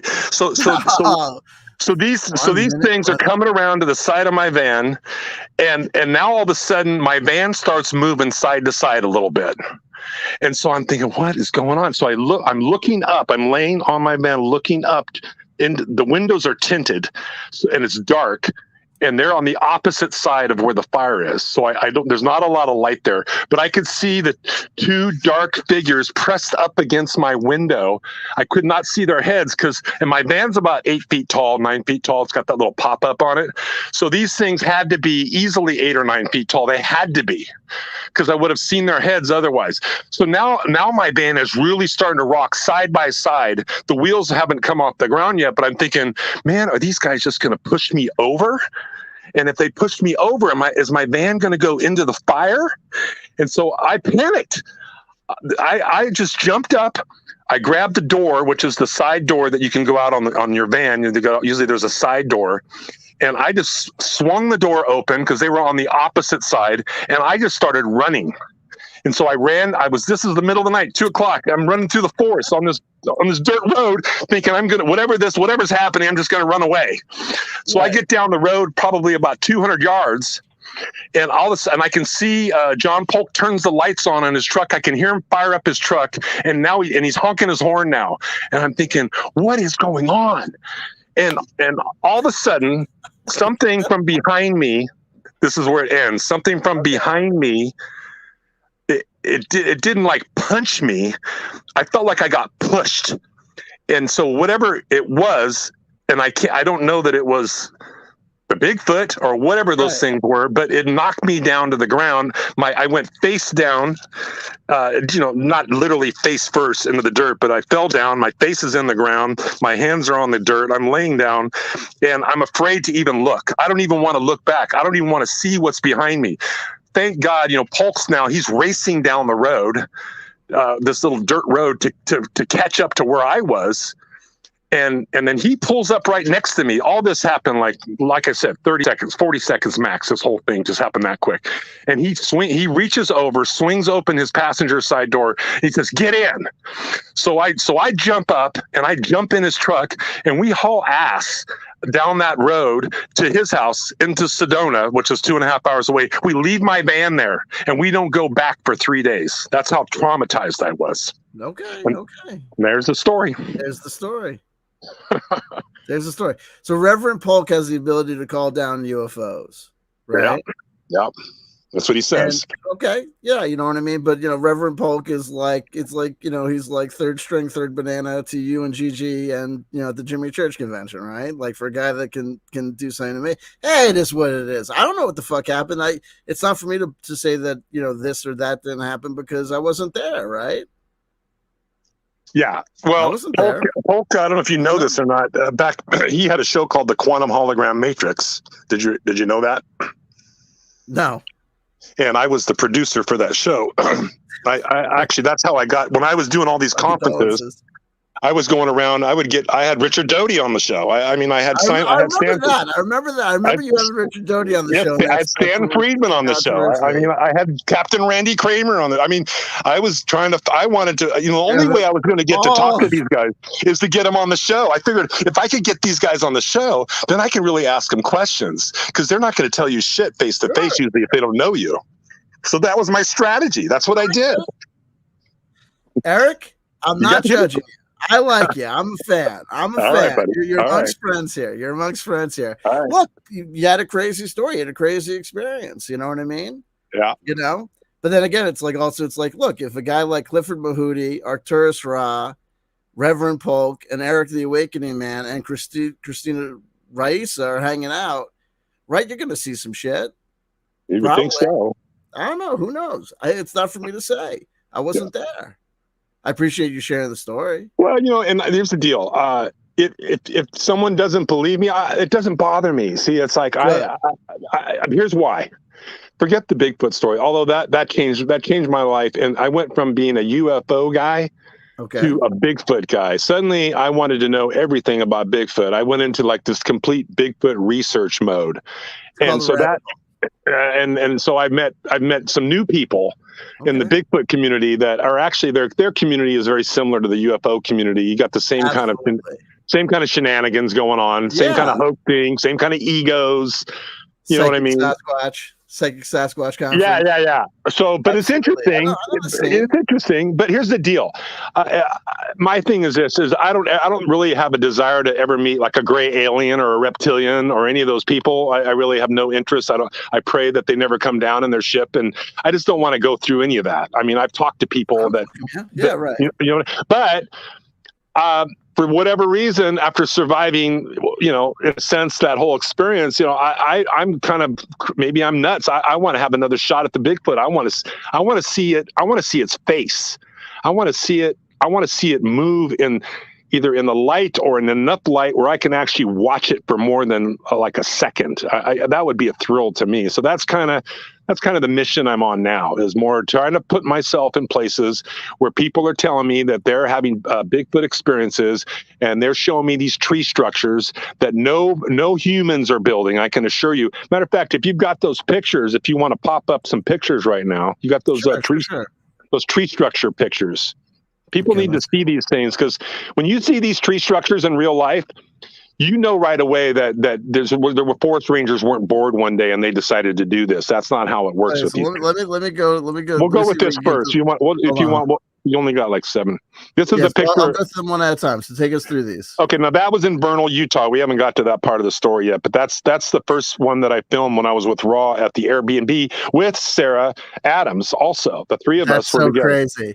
All these fucking people hanging out together, folks. You have to understand that this is like it's all just behind the scenes shenanigans. I love y'all, but this is, you know what I mean. First of all, I want to show Arcturus Ra too. We're gonna when we finish through this, we may take a look at Arcturus Ra too, just to give people some friggin' context. All right, so let me go through the photo. So that's Vernal. It is what it is, baby. Okay. Well, here's the deal. I mean, that what you're looking at there, that's the triangle that I took. What I did is I did a freeze frame on the video, and then I made it black and white so you could see clearly it's a triangle. Now, those other lighted type objects that you could see on the bottom down there, those are what Mick West calls a bokehs. And the same thing happened with Jeremy Corbell's video. I'm not saying that Jeremy Corbell filmed the same triangle I did, but I am saying that you'll see other light objects that look to be moving around the main object are they are bokehs. They're whatever it is, they're reflections off the camera. But the main object that's right in the center of this picture, that was real. I can assure you 100% that was real. Anyway. When you say real, you mean you it was there. We saw it with the naked eye, and what you're seeing right there, that was 8 miles away, because we figured it out that the next night we went and drove over where that was, where we saw it, and we measured the distance, how far we drove. And it's a little side story right here. When we got out there where we believe that light was, there is a rock quarry out there, a massive rock quarry in Vernal, Utah. And they had, I mean, we're talking, this operation was huge. They had huge piles of dirt, many different colors, which was, I've seen rock piles. Erik, listen, hold on, I'm going to slow you down, because here's the deal. You are literally describing a rock quarry with the same energy and enthusiasm that you described almost being date raped by Bigfoot. Okay, but here's the reason why. You have no idea, man. This rock quarry, no, but here's the reason you got to understand. Little pebbles, but there are also the big boulders, right? All right. I'll skip that. But here's the deal. So I drove up there with Raw. Raw was in his vehicle. I was in my vehicle. There's a gate there. It was open. I drove into this, it was a business. They're running a business out there. And they got this guy in this huge tower that in order to get up into this tower, because he's running all the 18-wheelers, he's kind of running the whole quarry, and he's the overseer, kind of like Fred Flintstone was. Remember back in the Flintstones when Fred worked up in that little tower? Remember that? I know. It's the same kind of deal. So this guy's up there, and you can't get up into his little office unless you go up these stairs. So I thought to myself, man, I mean, do I really want to be so bold as to walk up the stairs and just try to ask this guy if he's ever seen a UFO? But I thought, fuck it, I'm going to do it. So I walked up the stairs, and I got about almost all the way to the front, to the door, and it was open. And I stopped and I paused, and the guy saw me there, and I said, look, I don't mean to like impose on you here. I said, but there's something that happened last night that I need to ask you about, if you don't mind. And he was all cool about it. The guy was probably about 35, 40 years old, construction guys, foreman kind of dude. And he says, yeah, what's up? And I go, we were at this Airbnb over here in Vernal, Utah, about last night, about 8 miles from here. And we saw lots of lights over here, and we saw this massive triangle. And I said, the reason why I'm telling you this is I just want to know, since you've been here, have you seen any strange lights out here or anything like that? And he says, and he kind of looks down, like he pauses for a minute. He says, no. He says, I haven't seen him because I get off early. I get off at 4 o'clock. But the night guys, the guys that work on the ground at night, have been telling me about these lights. Okay. So that was why I told you the whole rock quarry street, because it kind of adds, it does add some, like I wasn't the only one, Raw wasn't the only one. These guys that live in the town are seeing them too, and nobody knows what they are. Okay. Unidentified flying objects. I have never stated that UFOs don't exist, because people see flying objects that they can't identify, which is by definition an unidentified flying object. Correct. So here's what ends up happening. Depending on your perspective and point of view, different images hit people differently. And it's really quite fascinating, because I've been at conferences and I've seen people give the lectures and show like photos like you've brought to us tonight, and I'll keep on going through. And what ends up happening is that for a group of true believers, these photos go up and they go, oh yeah, see, and how can people deny that there's that there's proof? And I'm sitting there and I'm going, I'm looking at something bright in a grainy photograph that I don't know what it is, but it certainly is not the sort of thing that makes me think like, holy shit, I have seen something. And maybe that's just because I haven't seen it in real life and I'm just looking at these photos. But so here's what I want to do. It isn't evidence. I mean, I'm the first to admit it's not evidence, but it's certainly unusual and unique. But and that's okay. And you know what? You and I don't have to see eye to eye on everything. Okay, stop right there, by the way. Sure. Yeah. Well, and that's the tree structure. That's one of them that we found in the forest. That the story goes on. This is what the Bigfoot people. This is what the Bigfoot people say, because I'm new to this Bigfoot game to a degree. Sure. I'm learning. Sure. It's like, I got 5 years of UFO knowledge under my belt, which ain't shit really. But here's what this guy's telling me, who's lived in this town for 54 years.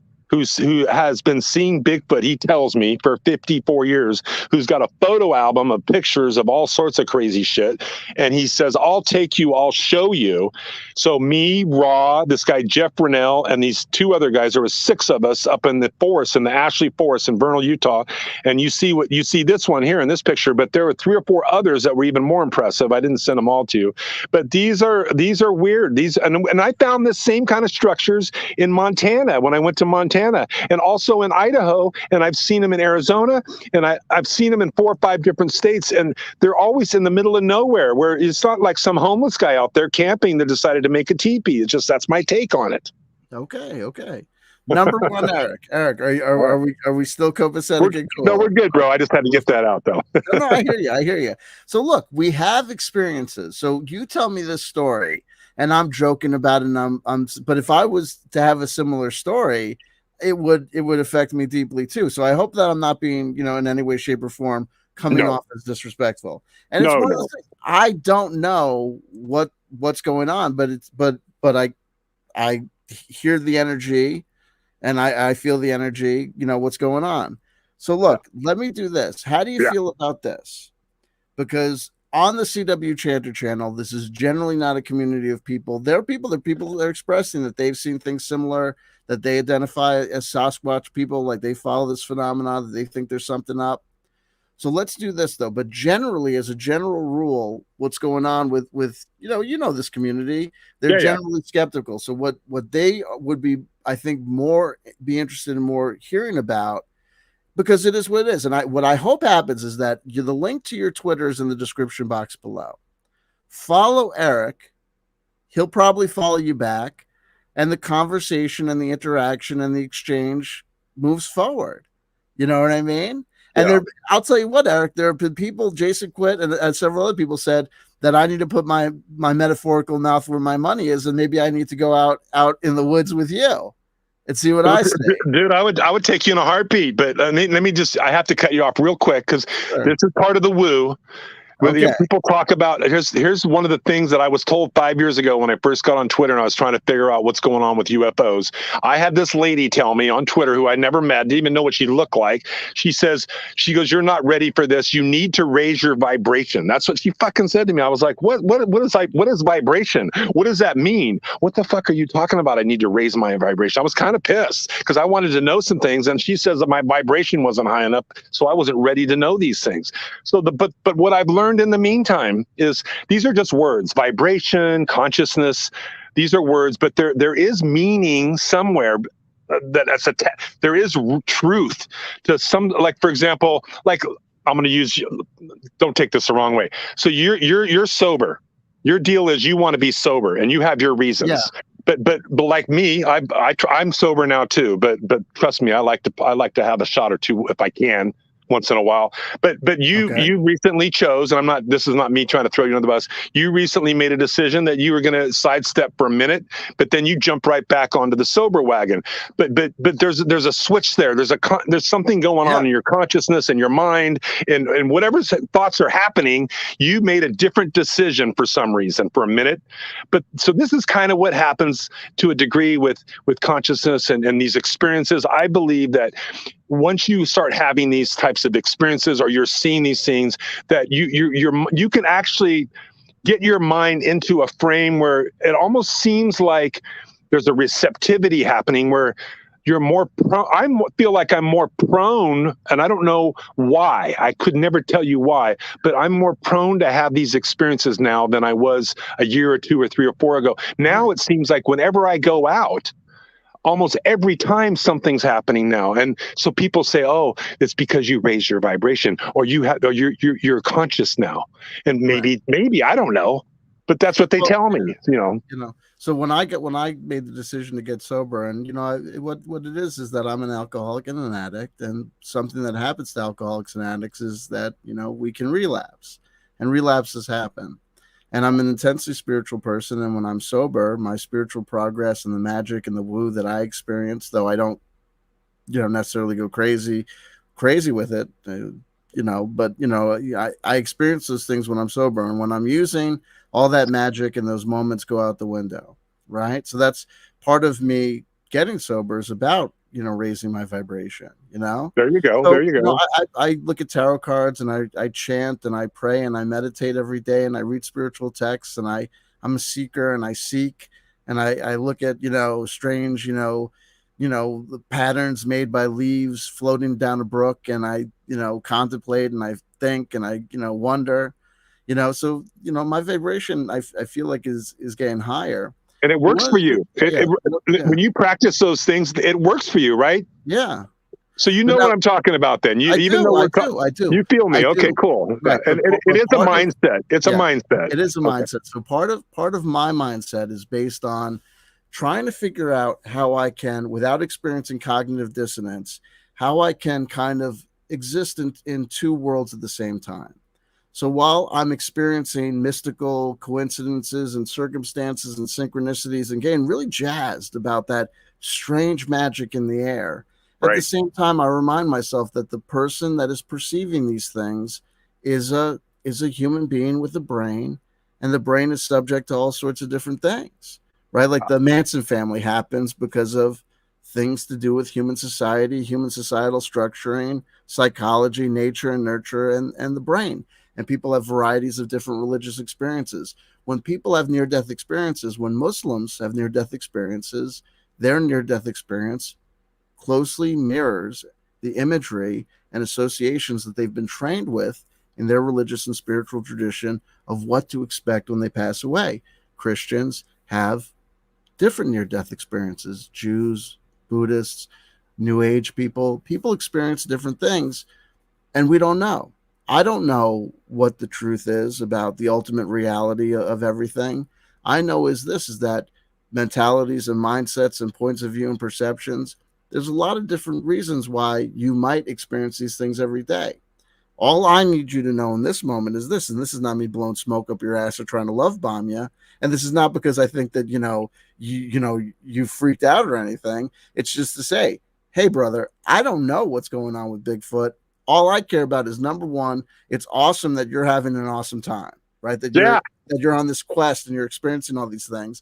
And then number two, just everybody should touch base with everybody else. The people that don't believe in Bigfoot should be in close proximity and conversation and talking with the people that do believe in Bigfoot. The people that are getting jazzed up on wild, crazy, mystical, exploratory trips should be in contact with the people that are like more skeptical about it. And in all those ways, shapes, and forms, we'll try and figure it out. But I will say this, just food for thought. Raising your vibration could be raising your vibration, and it could also be kind of entrancing yourself. Yes. Look, if you're hanging out with Reverend Polk, who believes that he can call down UFOs, and if you're hanging out with Arcturus Ra and Christa Raisa, who think that they're actual star seeds, and Arcturus Ra is a whole fucking I'm going to tell you now about how you're going to raise your vibration to make contact happen with those on the other side. I don't know where his accent is from. I have no idea. From Germany. He's German, by the way. German. He's German. By way of, he's half German Jew, by the way. God bless him. Awesome. There you go. I like the same. Anyway, so here's the deal. That's why he's so smart, by the way. You can become entranced. You know what I mean? You can, if you put yourself in a certain mindset, you're going to experience all sorts of different things. You know what I mean? Yeah. Like if you smoke weed, people hate, because people love to smoke weed. So they hate when I say this. When you smoke weed, everything that you listen to sounds 20 times better. It does. So my point is, sometimes I say to people is that if you're into all this music and that music and the other thing, but you're also smoking weed all the time, you have no idea what you're actually listening to. You don't know what it actually sounds like with the lights on, as it were. Right. You know what I mean? So, but I don't know. My speculation about what these things may or may not be, and whether or not I'm convinced by the evidence that you have, is neither here nor there. But I'm not trying to convince you, though. You realize I know that. I like that too. So here's what I can tell you. Number one, a couple of things. V asked if you've ever seen the tree stumps with the upturned roots. Yes. I've got a picture of that. I didn't send that to you. I saw that in Montana. Yeah. Quick story. So I'm with this guy, William Lunsford, who's from Texas, Arkansas. He showed me, and this is going to sound completely insane to you, no less than 40 pictures that he got off his cams, those cameras they set up out there in the forest. What do they call those things when they're just trying to catch things in the forest? What are those little cameras they set up? Anyway, of the folk monster. He lives right down the road from the Legend of where they made Legend of Bogey Creek. And so he's in the folk monster is what they call Bigfoot out there.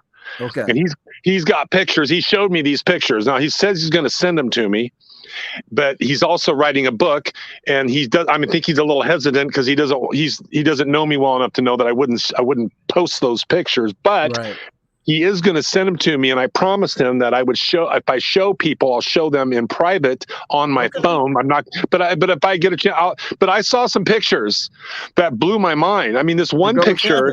Baby, it's happening. It's one of these days. I don't know when it's going to happen. I'm a family man. I don't know when I'll be able to get away, but we're going to make this happen. We'll get the GoPro camera. We'll go out there and we'll figure some shit out. We'll figure some shit. Even if we just hang out, you know what I mean, and make some s'mores, we'll figure some shit out. But look, I'll tell you what people want to know, because we mentioned that we talked about the conferences. Let's do this, because we've been here for an hour and a half and we're having a great time, but we want to make sure that we do what we want to do. Right. I know that people are interested in a couple of different questions. Okay, go for it. Number one, people are interested in Emery Smith and what's going on there. Let's talk about Emery Smith. I talked about that. Yeah. And I'm going to tell you another thing that you may or may not feel comfortable talking about. There are questions that people want to know about your observations on the conference circuit.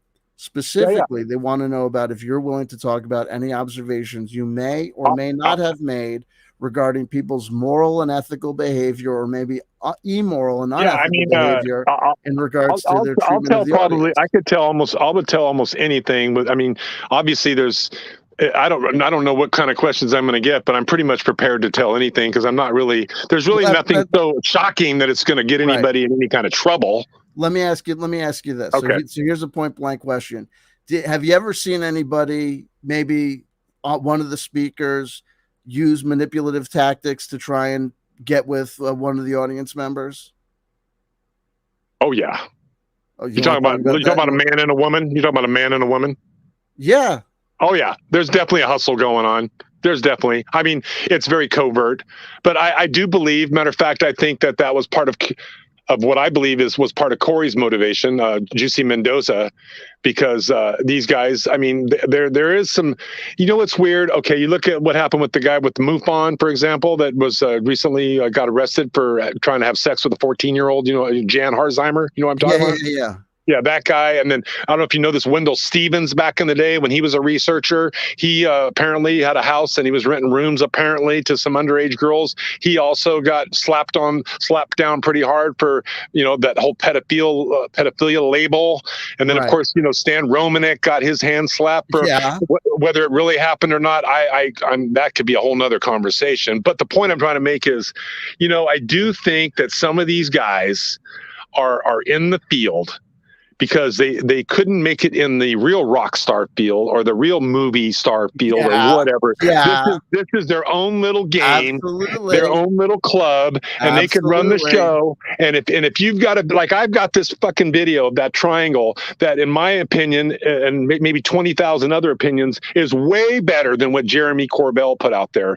But I understand. I understand. But CNN didn't call me. Fox didn't call me.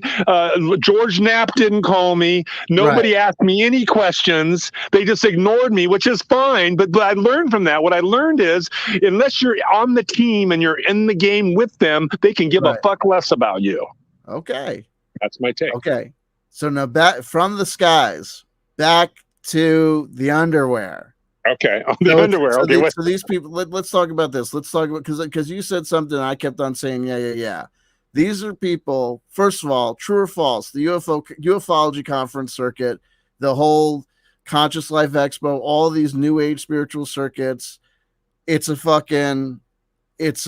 party scene. It's entertainment business, right? For the most part, yeah, absolutely. 100%. 100%. So these are folks that they couldn't make it in the big leagues. They David Wilcock, frustrated rock star, right? They couldn't make it on that scene. So they come down to this scene where the pickings are a little slimmer. And there's no rules. There's no fucking rules. There's no oversight. You can say whatever you want. And the FBI and the CIA won't do shit about it because they want the. I mean, they're happy about this. What makes you they're happy about this? What? What makes they're happy? They want the public. This I believe to be true. That the intelligence agencies that have more information than we do about UFOs and everything else, they would prefer that the public stay dumb. They would prefer that they stay confused. So when there's guys like David Wilcock and Juicy Mendoza and Emery Smith and Dr. Greer, the reason why they get carte blanche and they get to do and whatever. I'm just saying that it works to their advantage. And that's why ufology's been like this for 70 years. It's not going to change. There's not going to be there is no disclosure. There is no fucking disclosure. Right?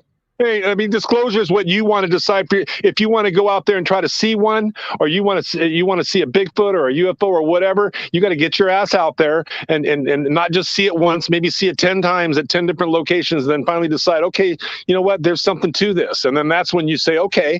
You know what I mean? That's kind of how it worked for me. I had to prove it over and over to myself. I didn't just lay down for the first UFO I saw. And I've had these thoughts in my mind. Well, what about this? And what was I? Did I have missing time? Maybe I got abducted. No. I do self-analysis. I'm skeptical of my own thoughts. I'm never just going to put some woo out there to get some likes or some retweets. That's not what it's about. If it's real, I'll post it, and you'll see. I like to troll, though. I like to make fun of these people. I get off. I think there's a lot of jack-offs out there just putting shit out there because they want attention. So I like to troll those people. I have fun with that now. Okay. So let me ask you a question. Have you ever seen, isn't it the case that some of these people that are on the speaker circuit don't give a fuck about disclosure, don't give a fuck about even believing half of what they say, but that there's a lot of people in the audience that do, and that those people are manipulated and used by these yeah. That's the lesson they got to learn, though. I mean, in the perfect world, there'd be some sort of there'd be like what do they call it? A disclaimer. Right. But there is no disclaimer. So the deal is you do have these people that get into this and then they just go all in, and then they stay all in and they never leave. But then you have people that come and go, that observe and say, okay, I don't feel this, or I'm not buying this, or you know what, whatever, I'm going to go do this instead. And everybody's got their own path. You know what I mean? But when you got guys like, Wildcock charging $333 for complete bullshit, he deserves to be called out for it. And that's why I support you, and I support what Steven does sometimes with some of these people. I don't support everything that he's doing, but I mean, I get what he's trying to do. He's trying to let people wake up. Same thing. You were the original, in my opinion. You were the guy that really stepped up to the plate the first. I mean, yes. Damn well. I stole your videos off of YouTube and periscoped them and got like thousands of views because your shit was golden, dude. When you laid into Juicy live on your broadcast, that stuff, if I could have written a movie script and sold it to Hollywood, you and I both have our own island right now. That's how good that stuff was. Well, thank you, man. Listen, that's praise, and I appreciate it. I really do, man. I really do. Emery Smith. You want to talk about Emery Smith? Yeah, let's talk about Emery Smith.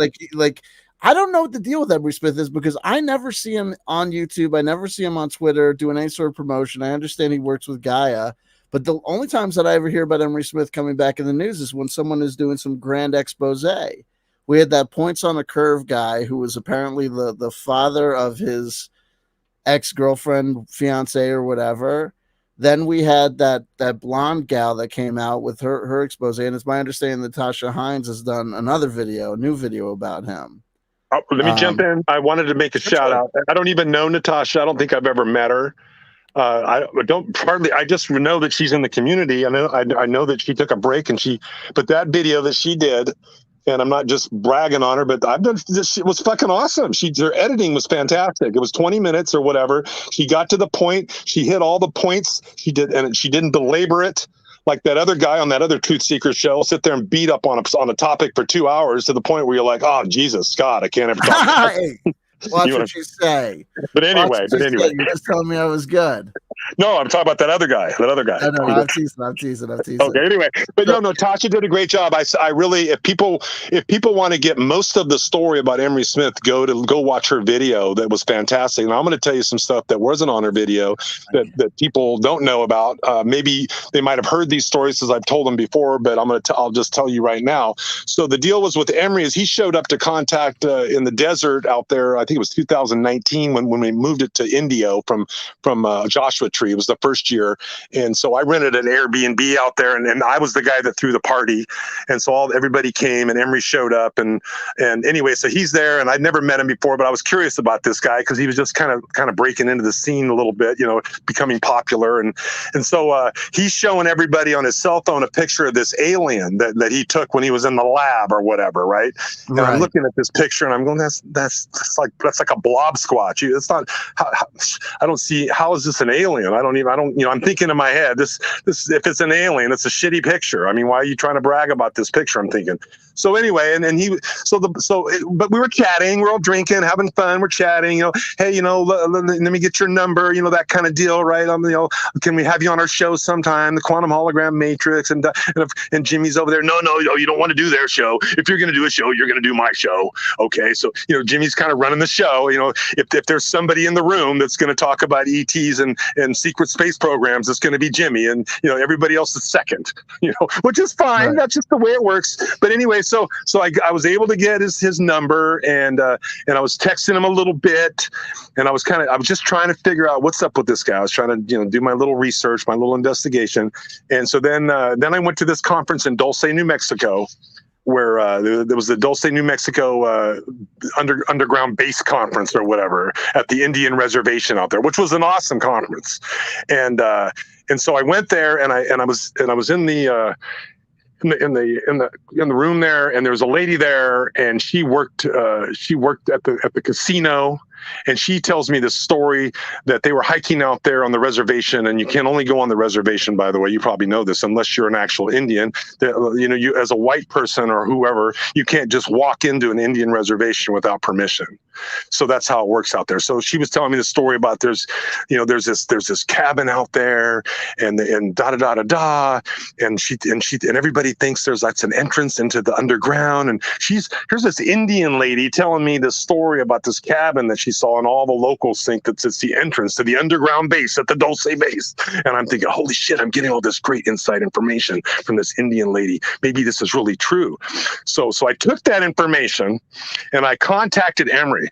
I said, Emery, check this out. So I just told him the story I just told you. So Emery gets all excited. Now he wants to come out there. He wants to bring his team out there. He goes, can you get a hold of this lady? I want to bring my team out there. Let's investigate this. So this is when he was doing his show with Gaia, the cosmic bullshit show, whatever that was.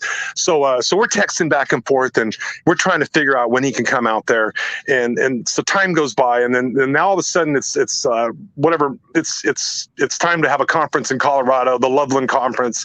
And I drove out there, and I said, hey, why don't we meet? Let's get together, and let's talk more about this Dulce base thing, and let's get a plan together. He goes, okay. So we meet at this bar in Boulder, Colorado, this really nice kind of restaurant bar, and he rolls in. And I mean, we're right away we're doing shots, or martinis and shots. I mean, we're getting it on real quick, and so Emery's getting loose. And let me just tell you, just like most, this, when you get a few drinks in you, some people, they just start babbling. They're blabbing away, whatever it is that's coming into their mind. He's blabbing it out there. And so he tells me that, so I'm trying to figure out what the deal is between him and Corey and David. I'm trying to get the whole inside scoop, but I'm not trying to be too obvious about it because I don't want him to think that, you know what I mean? I'm trying to be sly. And then he tells me, this is where it gets really weird. He tells me, we're talking about, I said, he says to me, I need to get back in shape because he's kind of bloated and fat and whatever. And he goes, I need to get back in shape. I go, yeah, man, you used to be really cut up. Well, what happened? He goes, well, I've got these government, he didn't call them steroids, but they were like, he told me there was this government, supplements of some type. I forget the word he used, that he got them directly from the government. and that he needed to get restocked on them, and that these things are like miracle, a miracle drug or whatever, right? And then he proceeds to tell me that he says, well, you've seen how Corey's lost all that weight. He goes, it was no fucking diet. He goes, he's taking these drugs that I'm giving him, and so is David Wilcock. And so I'm thinking, oh my God, I can't believe he's telling me this shit. Whether it's true or not, I don't know, but he's telling me this shit. Right. And so I said to him, I go, well, can I get some? I wasn't. I really said this. I said, what do they cost? I mean, can I get some? How does it work? Tell me. I mean, are they safe? I'm asking him all these questions now, right? He goes, yeah. He goes, I could get you some. And I go, well, how much? He goes, well, $700. And I go, drugs at a fucking UFO conference. You guys are he's dealing steroids at a UFO conference. Exactly. So he goes, $700. And I'm like, okay. I go, is it a pill or what? He goes, no, it's an injectable. You got to actually shoot it in your body. So in my head, I'm thinking, okay, steroids. You don't shoot like supplements in your body, right? So I'm just thinking, man, this is just kind of goofy, but I'm not, I got a straight face. I'm playing poker here. I'm not acting like I'm nervous about any of this stuff. I'm excited. Okay. Yeah, cool. I'll do that. Yeah. Let's do it. And then he says, I'll send them to you. He goes, you could just send me the money and then I'll send them to you. And I'm like, oh, that ain't gonna happen. I ain't gonna send you no money and then wait for you to send it. And I don't even know what the fuck they're gonna send me, right? So I said to him, I go, no, that's cool. Don't worry about that. I said the conference coming up here in a couple weeks up here in Colorado, or a week or whatever it was. I said, just bring them with you and I'll give you cash and then you could show me how to put it in my body, because I've never. I swear to God, I said, I've never put a needle in my body before. I don't really know how to do that. And so I'm going to get to the point. So he doesn't say no. He doesn't say yes. Yeah. So then now the conference comes and he shows up and I'm thinking, okay, he's going to have these fucking steroids or whatever, right? And I got my money. I'm, whatever. This little deal's going to go down. I'm going to figure out if this guy's legit, if he's really, And the guy fucking totally ghosted me. He walks in. He sees me there. He just looks right through me. He just looks away. I mean, doesn't even acknowledge me. Doesn't say. I mean, after we've been chatting on the phone and texting and drinking drinks at the bar, suddenly now he's like, I don't know what happened, but now he's just completely ignoring me, which didn't really matter because that told me right away how full of shit he was. See, I knew right then and there that he was totally full of shit, just how he treated me. See, and that's why I go to these conferences. This is an example. See, here's the thing. That's like the oldest. That's one of the oldest like drug dealer scams in the book. Hey, man, my friend has got this primo weed, man, but he's paranoid as all get out. You're gonna give me $150. Kid's right. All y'all put your money together. Give me the money. I'm gonna go to my friend and get the weed. I'll come back and meet you right here. Poor little guys are hanging out there in the friggin' subway station in New York City for fucking 3 hours waiting for some dude who ain't coming back. You know what I mean? What are you gonna do? Tell the cops that some dude just stole your money because he told you exactly weed? Yeah. And you gotta think about this. I mean, you kind of know me fairly well. What reason? What sane man for any reason would make up this story that I just told you? I got no agenda. It is what it is. It is what it is. I mean, it is what it is. Let's do this. Let's bring it back to planet Earth. Here's the deal. That's hysterical. And I'll say, allegedly, this is all hearsay information. Right. It's Eric's testimony. It is what it is. Right. Technically, nothing happened because he didn't sell you the drugs, right? Nope. That's it. We never talked again since then. And the next time I saw him was the next year at the Conscious Life that you came out to. Right. And the next time I saw him, you were talking to him, and that's when I whipped out my camera and took a picture of you guys. I mean, it was like I got to at least hang out with you for a few minutes. Right. But yeah, Emery knew that I knew, and his best deal, he did the right thing, which was to completely avoid me. And anyway, but he's just Emery. Let me just say, and then you know what? I got to say this. Let's bring it forward to Vanilla Sky Dreaming. Have you seen her 6-part episode? I haven't. I'm like, oh my God. At that point, I had already burnt out on fucking all this whole fucking scene. I was like, whatever, dude. And I was like, I kind of like assessed that it was like on I've got it saved. Like I have a watch. I have like 10,000 watch later lists on YouTube, like different like playlists and shit that I'm waiting to get into. So she's this there. girl, But I mean, Emery is that guy is quite the character. I mean, he far supersedes, in my opinion, David Wilcock and Corey Good. I mean, he takes it chancers to and another level. romancers, absolutely. These Yeah. guys, look, these are chancers and romancers. They keep the ball going by any means necessary. Some of them are a little bit darker, more narcissistic, more more cunning, more cruel, more strategic, like somebody. Juicy, and some people no are, doubt. and some people are just charmers. Yeah, right? he's a charmer, and he's good. He's good at what he does. I mean, I'm not giving him props. I'm just saying he's good at it. I mean, why has Gaia not fired him yet? Well, listen, why have Gaia not learned their lesson? They're already getting sued by one of these guys. When are they going to friggin' wake up and smell like? I you know what I mean? The people that that I've met at Gaia, they've all said the same thing to me. They've been like, "It's good work that you're doing." And I go, "Yeah, now that you're realizing that this guy burnt you." Now you're copacetic, you're coochie crunch with me. You want to give me business cards and you want to say hi. Long after my coverage of Mendoza, in case he's out there thinking like, I got it. Now I've proved it. There's a connection. They were in cahoots. They weren't in cahoots. After the fucking whole thing fucking already blew up and that was the fucking tail end of everything, I went to Contact in the Desert and I said hi to some people and haven't said hi since. And I was like, and I thought to myself as I'm interacting with these people, this is great that you've woken up now. It's great that you want to pat me on the back and say good on you for calling out our guy. You are the people that made this monster. This is your fucking bed to sleep in. Yeah. So don't act like I'm gonna all of a sudden be like blown away. And what's crazy about this stuff is that this is how it goes down. So this is a true life story, because now I want to show this is the sort of thing. If you talk about being a bigger person, then you're not a bigger person, right? So it is what it is. I'm very, very, very, very, very human. Very human. So Natasha Hines, here's the true life story between me and Natasha Hines. Everyone was having a grand old time, slamming on David Wilcox, slamming on, Mendoza. The skeptics are out at night. We're having fun. Out of Context is coming. No, it's not. It's the Context out of Australia. This one guy who was doing a couple of podcast type things. He was working with Stina Bobina for a while. Stina Bobina was on the scene. I don't think that Joe from the Carolinas had left yet. And Natasha Hines comes in and whatever. Anything have. So I dissed Stina Bobina's and Jay Widener's coverage of one aspect of the Corey Good story, because there was a guy that was involved in that leak of the Facebook information.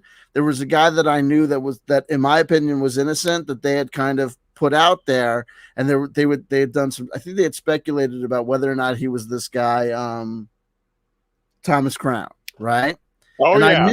I knew that this guy wasn't. I knew that this guy wasn't. So whatever. So I ended up talking about I think Stina and Jay Widener. Then the Context did a podcast with Stina and Natasha Hines where they were all basically, it was a three-way tie for who could say fuck you, C.W. Chanter harder. They all put me on blast. I don't blame them. I mean, you know what I mean? I mean? I hardly make wise calls and shit. But it's hysterical. But now Natasha Hines, I share a video. Look, I'll share people's videos. I don't give a fuck. No one has to like me. No one has to love me. It all is what it is, I don't know how long I don't know how long she took to edit that, but she nailed it. I mean, I'm serious. Sure. I'm gonna. I'll check that out, and then I'll check out. I had never seen Vanilla Sky Dreamer like up close. Dude, you're gonna love it. I mean, I don't mean that in a positive way. I'm just saying the story, the drama. It's like it's better than any Kardashian episode you'd ever imagine seeing. I mean, she is every Kardashian episode. Folks. She threw him so far under the bus. I'm shocked that we don't see us like plastered on the news. He's laying out on the street just bleeding. I mean, she just buried him. Oh God. Anyway, but yet she still has this infatuation with him. You could tell that she was mad. She was pissed because she got taken. I mean, she got hustled. And you know what? She's pretty attractive woman, and she's obviously her discernment needs a lot of work. But but that happens. I mean, it seems like the females can fall for these guys. You don't see so much where you have all these guys falling for the female ufologists. Like you don't see all these guys trying to hump ufologists. The females do the channeling. It's sexist as all get out, but that proves that sexist as all get out. And if you look at the people that are successful, you could say that everyone could talk about being so 5D and awakened. If it's hot, it's going to get up on fucking stage. And if it's not, no matter how good your experience is, no matter how good your teachings about meditation and third eye chakra awakening are, you're not going to get fucking paid. And the bitches that can dress good and put on the makeup and put it out to here, they're going to fly. And everyone else is going to fucking take a nap. And that's just the way that it goes, baby. And what's so insidious and crazy is that 90% of the audience for a lot of these female teal swan people are chicks. Yeah. You know what I mean? Like if there was ever a group of people that were set up to be able to look past the eye candy and look for the old wizened crone, it's nuts. It's nuts. And the dudes are out here playing a lot of the sexy guys go out there and now are playing the right wing, Joe Rogan game. You know what I mean? Hold on. Let me backtrack real quick. The Buanon, I guess we can't say that other letter, but if you look at even the Buanon phenomenon, and you got to go see the Boo into the Storm if you haven't seen that. But the point is it's if you look at even the Trump supporters, and I'm not trying to take a political side here, but most of it's that are really pushing that whole thing. It's these female, and I'm not knocking females. I mean, it's the fucking asshole males that make all this even happen to begin with. But these females gravitate towards these types of characters. Even Donald Trump. I mean, he's a character. I mean, it's an entertainment. He won with his personality, not with his political wisdom. That's for sure. That's it. Well, listen, we definitely don't want to open up a can of worms and start we'll leave that alone. I just want to throw that out there real quick. No, I hear you, baby. So here's the deal. So we did 2 hours, and here's what I'm going to do. I'm going to say that we should call it because I have to eat. Okay, cool. I'm gonna do this, but we can do this again. Here's the great thing about having this sort of conversation. We've been talking for at least 5 years on and offline, right? We've talked face to face. We've talked on the phone. We've talked high shenanigans. We've talked about what's really going on in space. We talked about gossipy bullshit about what's going on behind the conferences. You know what I mean? It's all good, and the rock and roll adventure continues, right? Yeah, it does. Chapter, to find me. Yeah, so anyway, let's do this. Well, I'll do this. Let's do this. Why don't we do like this? Well, I think. Oh, Sarah Adams. Let's talk about. We can talk about Sarah real quick. We'll give like 3, 4, 5 minutes. Okay. We'll so let me just tell you how I met. I'm trying to remember how I first met Sarah. Ooh, I can't really recall. For some reason, I can't recall how I first met her. But she did move. I do know this, that she was in Colorado and she moved to Sedona. And of course, John Polk, and I've got Arcturus Raw, and several other people that I know live in Sedona. So I was able to meet her.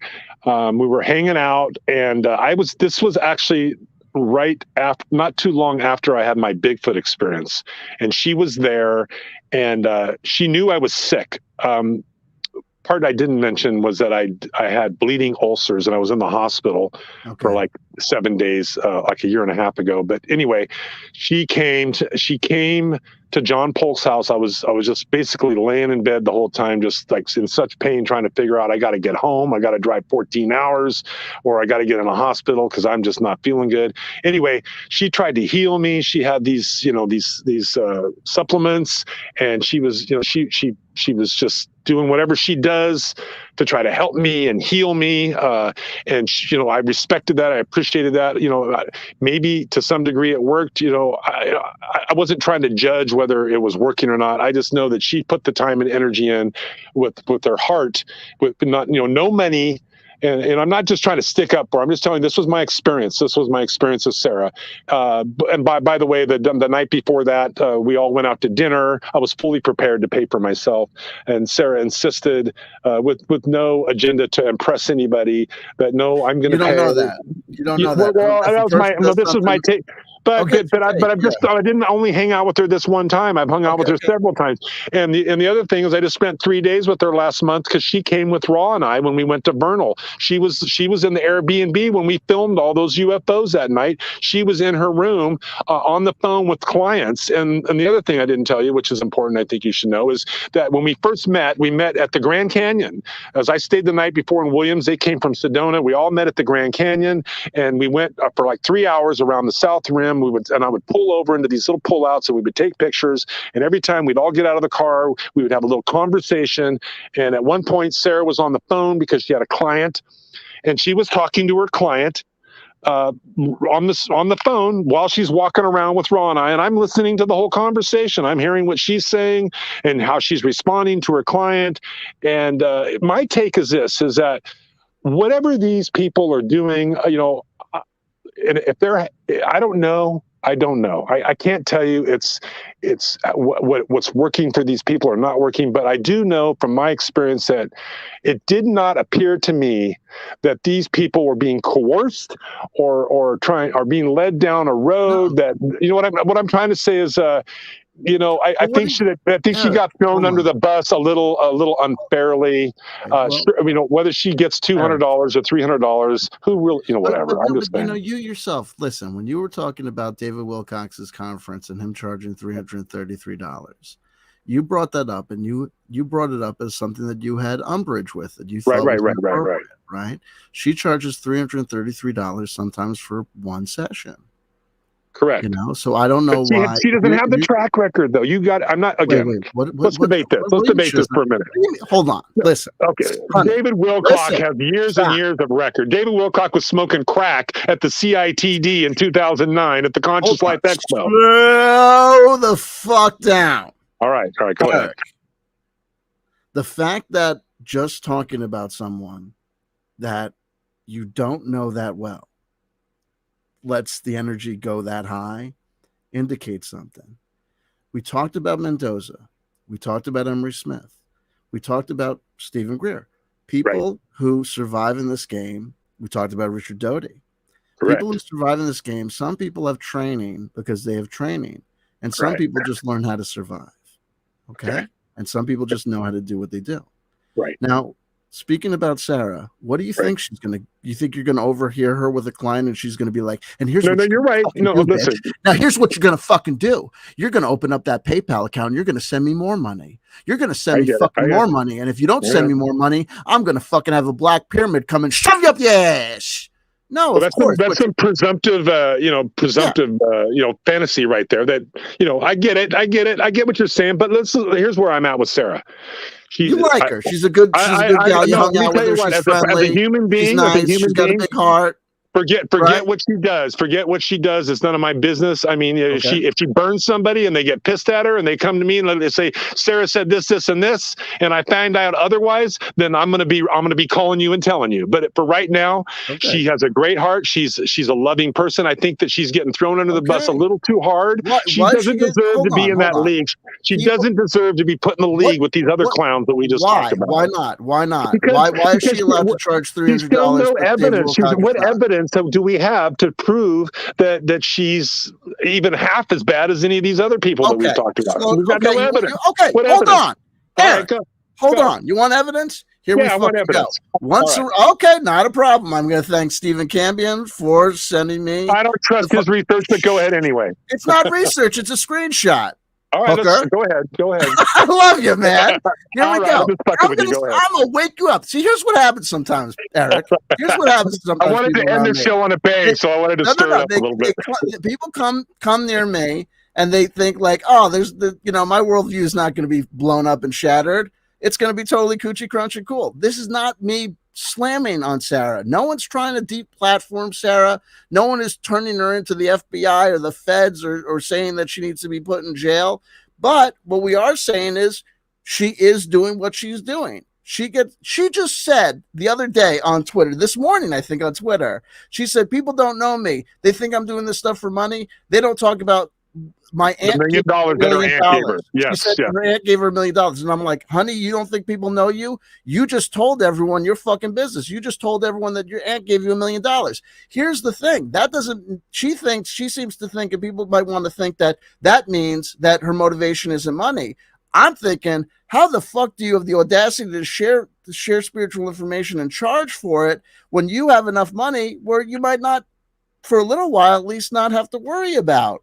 Yeah, I don't agree with her. I will say this. I agree with So you. I don't think let me show you something. she shouldn't be tweeting that stuff out. And the fact that she did tweet it out, I agree with you. Okay, listen, but I'm going to blame Taj. Taj is our manager. Don't I mean, blame Taj. Yeah, no, he should be for? having a conversation with her, saying, "Look, sweetie, you need to not tweet this stuff. You need to just." How about this? How about you should be having a conversation with her? We could charge $25 per session. We're not going to charge $255. She should fire Taj and hire me and let me be her manager, and we'll get this whole thing. You got Taj disease. Now here's the thing with Sarah. Now here's the thing.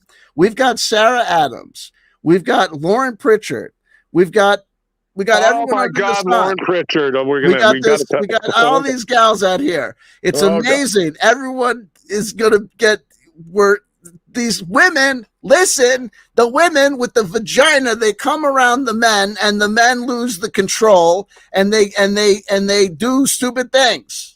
It's the vagina that's the. I am hold on. Time out. Well, it's fun. You are under her spell. No, she's not. Let me just tell you. I know this for a fact. She is not a sexually promiscuous. She's not a sexually promiscuous woman. She's hung out with many of my friends and hasn't had sex with any of them. And so if it was about sex, believe me, I would have heard about it. I didn't say it was about sex. But I did not say it was about sex. You said vagina. Vagina equals sex. I mean, come on. No. The sex is when you have a co-equal relationship between partners. But we don't want to imply. Who have a coterie of dudes at their beck and call. You know, again, a little close to the truth, Erik. You were able to comprehend of David Wilcock having it being a problem because David Wilcock is charging $330 for a conference. He's a bad liar. I hate bad liars, CW. So that's what it is. And if Sarah's lying, it's not about. First of all, listen. All right. It doesn't matter if a person is lying necessarily. If they're taking money from people, money that should be going maybe for traditional medical care or traditional mental health care. That's why, I mean, look, if people want to charge what they want to charge and people want to pay, there's some people are going to say capitalism is capitalism. Don't complain. It's the way it goes. Let me share a screen with you. Okay. All right. So we're going to share a screen and we're going to look. We're going into overtime. Okay? Jimmy Church would call this overtime, by the way. We're going into overtime. It's all good. Church ain't here, baby. Where am I doing? Why can't I share this? Oh no, I didn't. No, go do what you want to do. Here we go. This is what I want to do. Here we go. Oh, here we go. I've heard about these screenshots, by the way. Yep. So this is, and there's I don't think there's any debate that this stuff is true, but it is what it is. Let's look at this. So it says, here we go. April 10th. We are excited to share with you brand new healing product that we have co-created with the Galactic Federation. My coaches, Roxanne and Peter Hablom, have been working with a subsidiary of the Galactic Federation for over 12 months now and are ready to share this profound healing modality with humanity. Peter and Roxanne are my exclusive coaches who have been trained and certified by myself, Sarah Adams, and they joined our team to help guide, inspire, and heal you on your awakening journey. The ETs on the ship are here to be of service and help heal humanity to elevate consciousness globally for the highest and greatest good of all.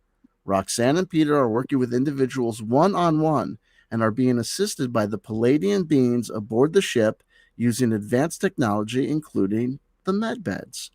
Feel amazing and enjoy change to your vibration and energetic state. Rapidly clear blocks and barriers that have been hindering your healing and ascension. Feel in alignment with the divine and flow in life while living even more in the present moment. In this session, you will be guided to, the 22nd dimension, and Roxanne will open a stargate to bring you to a starship. Here, you will be guided into the vibrational room on the Galactic Federation ship and the ETs will assist to facilitate a medbed session for frequency upgrades to clear negative density in your aura, organs, and chakras. Roxanne and the ETs will also be able to help you activate light codes, DNA, and cell genes for higher elevation of consciousness and to help you merge back with your higher self. The session is intuitively guided, and Roxanne will telepathically communicate with the ETs for guidance and assistance. This session is done remotely and is for people that are open and ready to take their healing, frequency, and upgrades to the next level. If you would like to take up this offer, please see the link below. These sessions are $250 and are available now. So that is $250 for a guided meditation to work on your chakras, your light codes, and everything. Right. Now, Erik, let me tell you, for thousands of years, Buddhist shamans, tantric practitioners, Hindu mystics, Native American healers have been helping people with their energy. Christian missionaries, Islamic, Sufi, dervishes have been helping people with spiritual information, knowledge, guidance, guided meditation, chakra healing and balancing.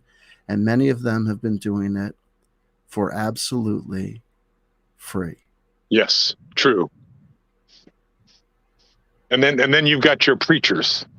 Yeah. The TV preachers. Sure you do.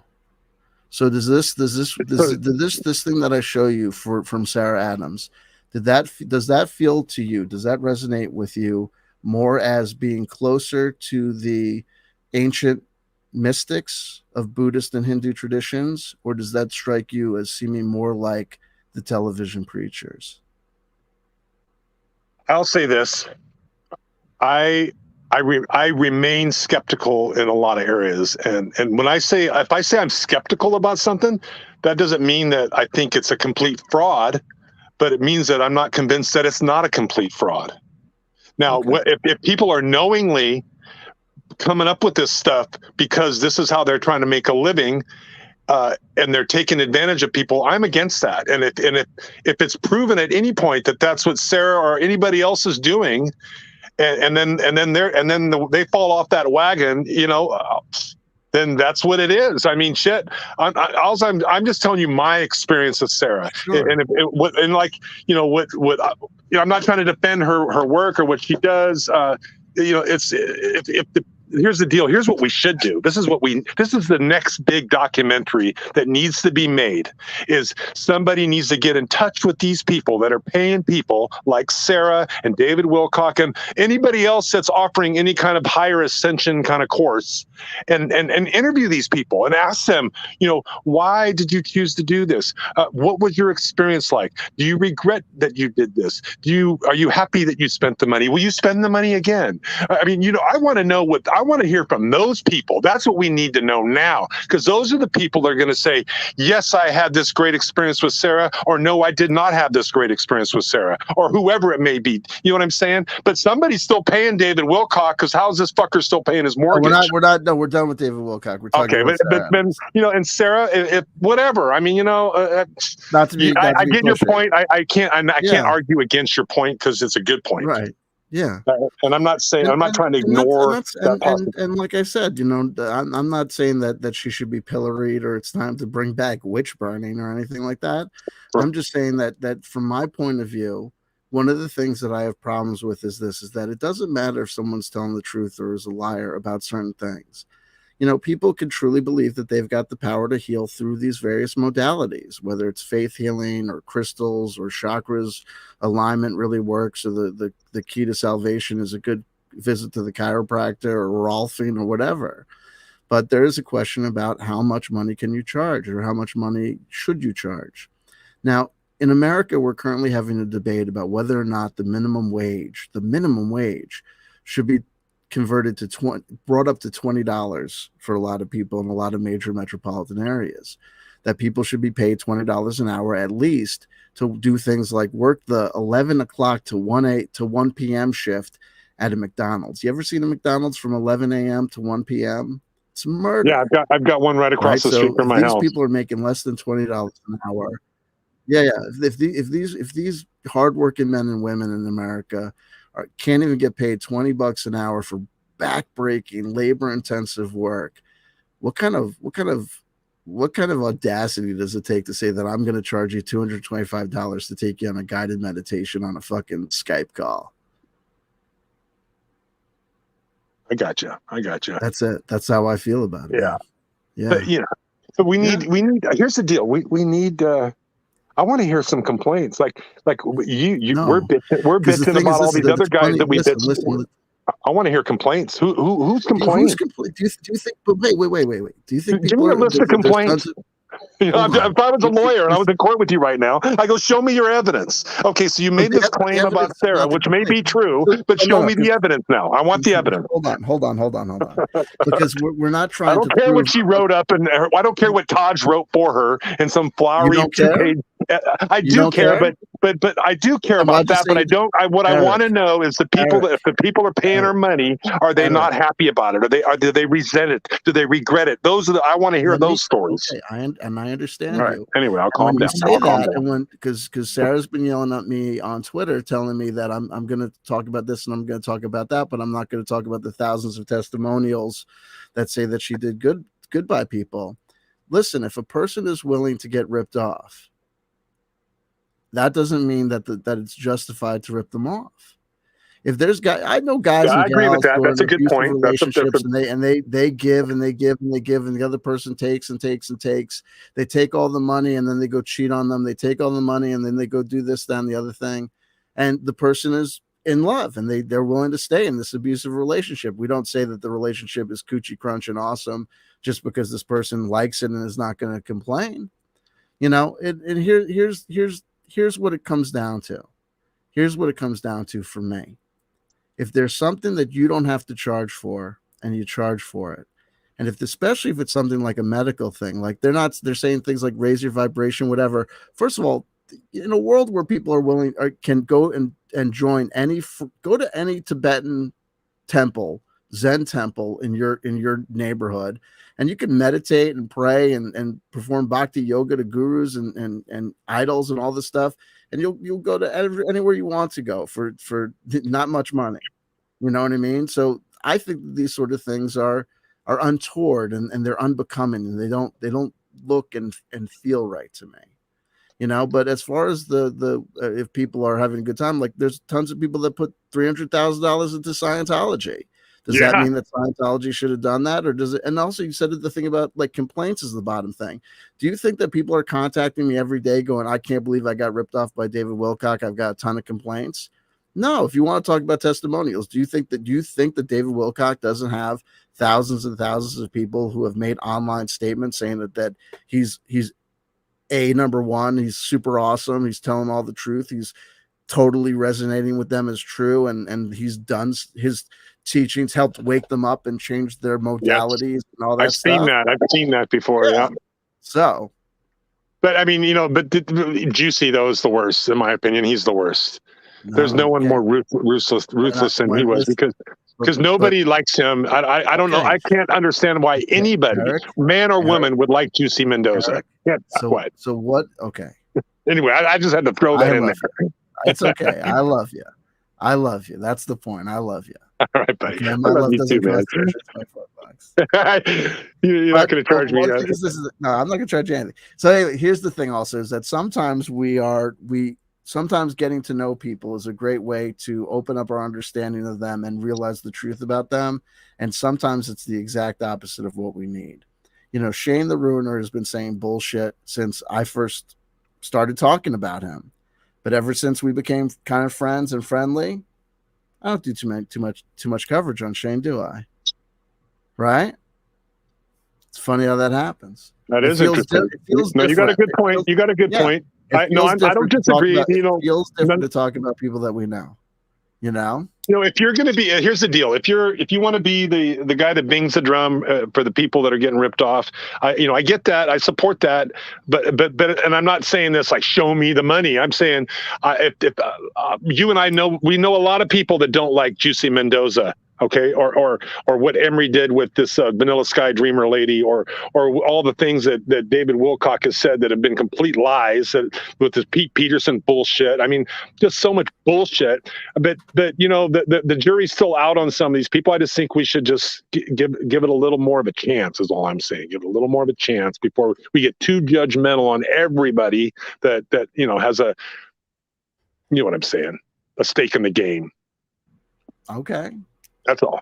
But I don't disagree with you. I mean, what you're saying, though, you made a lot of good points. Let's just see what happens. Let's see what happens. We'll see what happens. Well, I mean, you know, I could be like next year. I'm like the Oracle. I'm coming up on you like the Oracle in the Matrix. And the thing about it is, Erik, the thing about it is, you're going to walk out of here and you're going to feel fine. You're going to know that you didn't say anything bad about Sarah, and you're going to feel good about that. And in the morning when you wake up, you'll open your eyes and you'll say, holy fucking shit, C.W. Chanter is right. That woman put a spell on me, with those big eyes and that wonderful flowing hair and the I love you and you love me. Okay. And my final comment on Sarah. There's quite an age difference. I'm probably close to 20 years older than her, right? Oh shit! No way. Yeah, you know, but if I were to make a play for a woman half my age, you know what I'd be making a play at? A woman of 23 years old. You know what a great way to describe a 23-year-old woman is? Legal.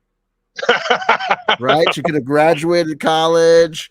You know what I mean? She's got a career maybe at this point. You know, maybe quite possibly smarter than me. You know the reason I even brought that up is because Sarah has never tried to use her lovely, you know, whatever you.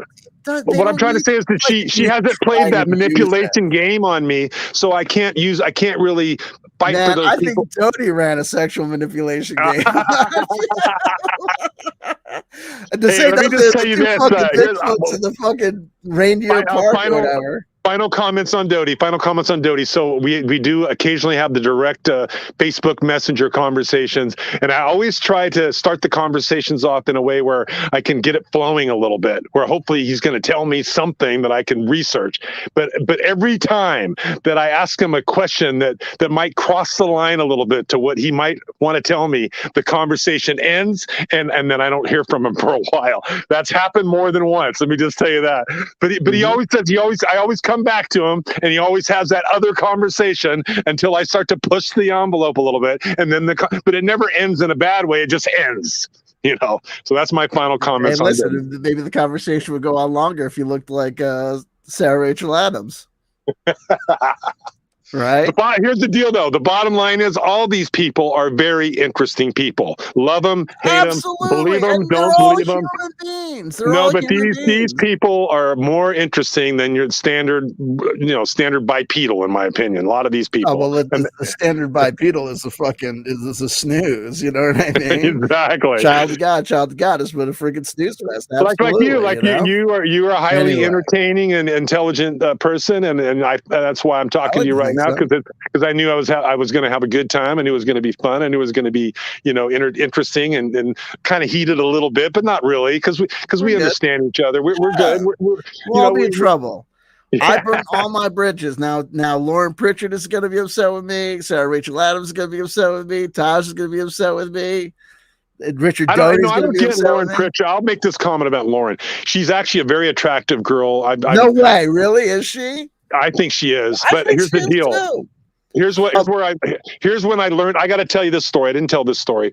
So how I met Lauren Pritchard for the first time was a month ago, and I didn't meet her in person. I met her through Sarah Adams' cell phone, and how that happened is she was blowing up Sarah Adams' cell phone with these wild accusations and wild messages, and Sarah's, I don't even know who this woman is, and Sarah's going, oh my God, look at this, and I'm like, oh my God, who is this person? She goes, it's Lauren Pritchard, she won't leave me alone. And I had no idea who Lauren Pritchard was. I knew nothing about any of this drama, and now Sarah's like showing me all week, this girl won't leave me alone, and she's showing me the text messages, and I'm going, wow. And then all of a sudden this shit hit the fan this week with, you know, and Steven interviewed her, and so now then I had to do a little research and background. And so I see the picture. I see what's going on. It's sad. I mean, people, get a fucking life.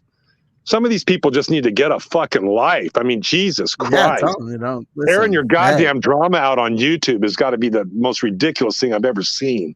But anyway, that's my final comment. Hobby.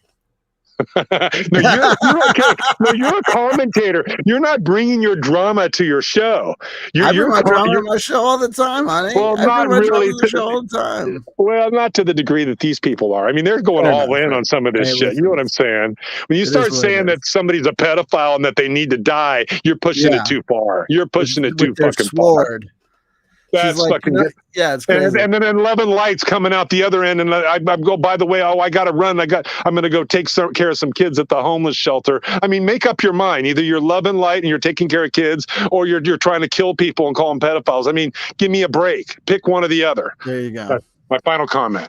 Final comment. We've said. Meanwhile, we've mentioned attractiveness 13 times. I think we've said final comment like 25. You know, so well, we had to do a quick review on all the characters of the day. What it is. Oh, no, once.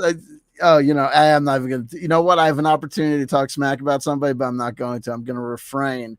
I'm going to hold on to my inner zen and not lose it talking about. There's a great song by Jane's Addiction called Pigs and Zen. That's it. That's my innocuous conspiratorial cryptic comment. Folks, it's been me and Erik Awakening Man. I'm going to end the show in the way that I always do. Can people hear me? Erik, you still there? Yeah, I'm here. Okay, everything went dead for a minute. I didn't know if someone died. Anyway, like a funeral is about to break out here.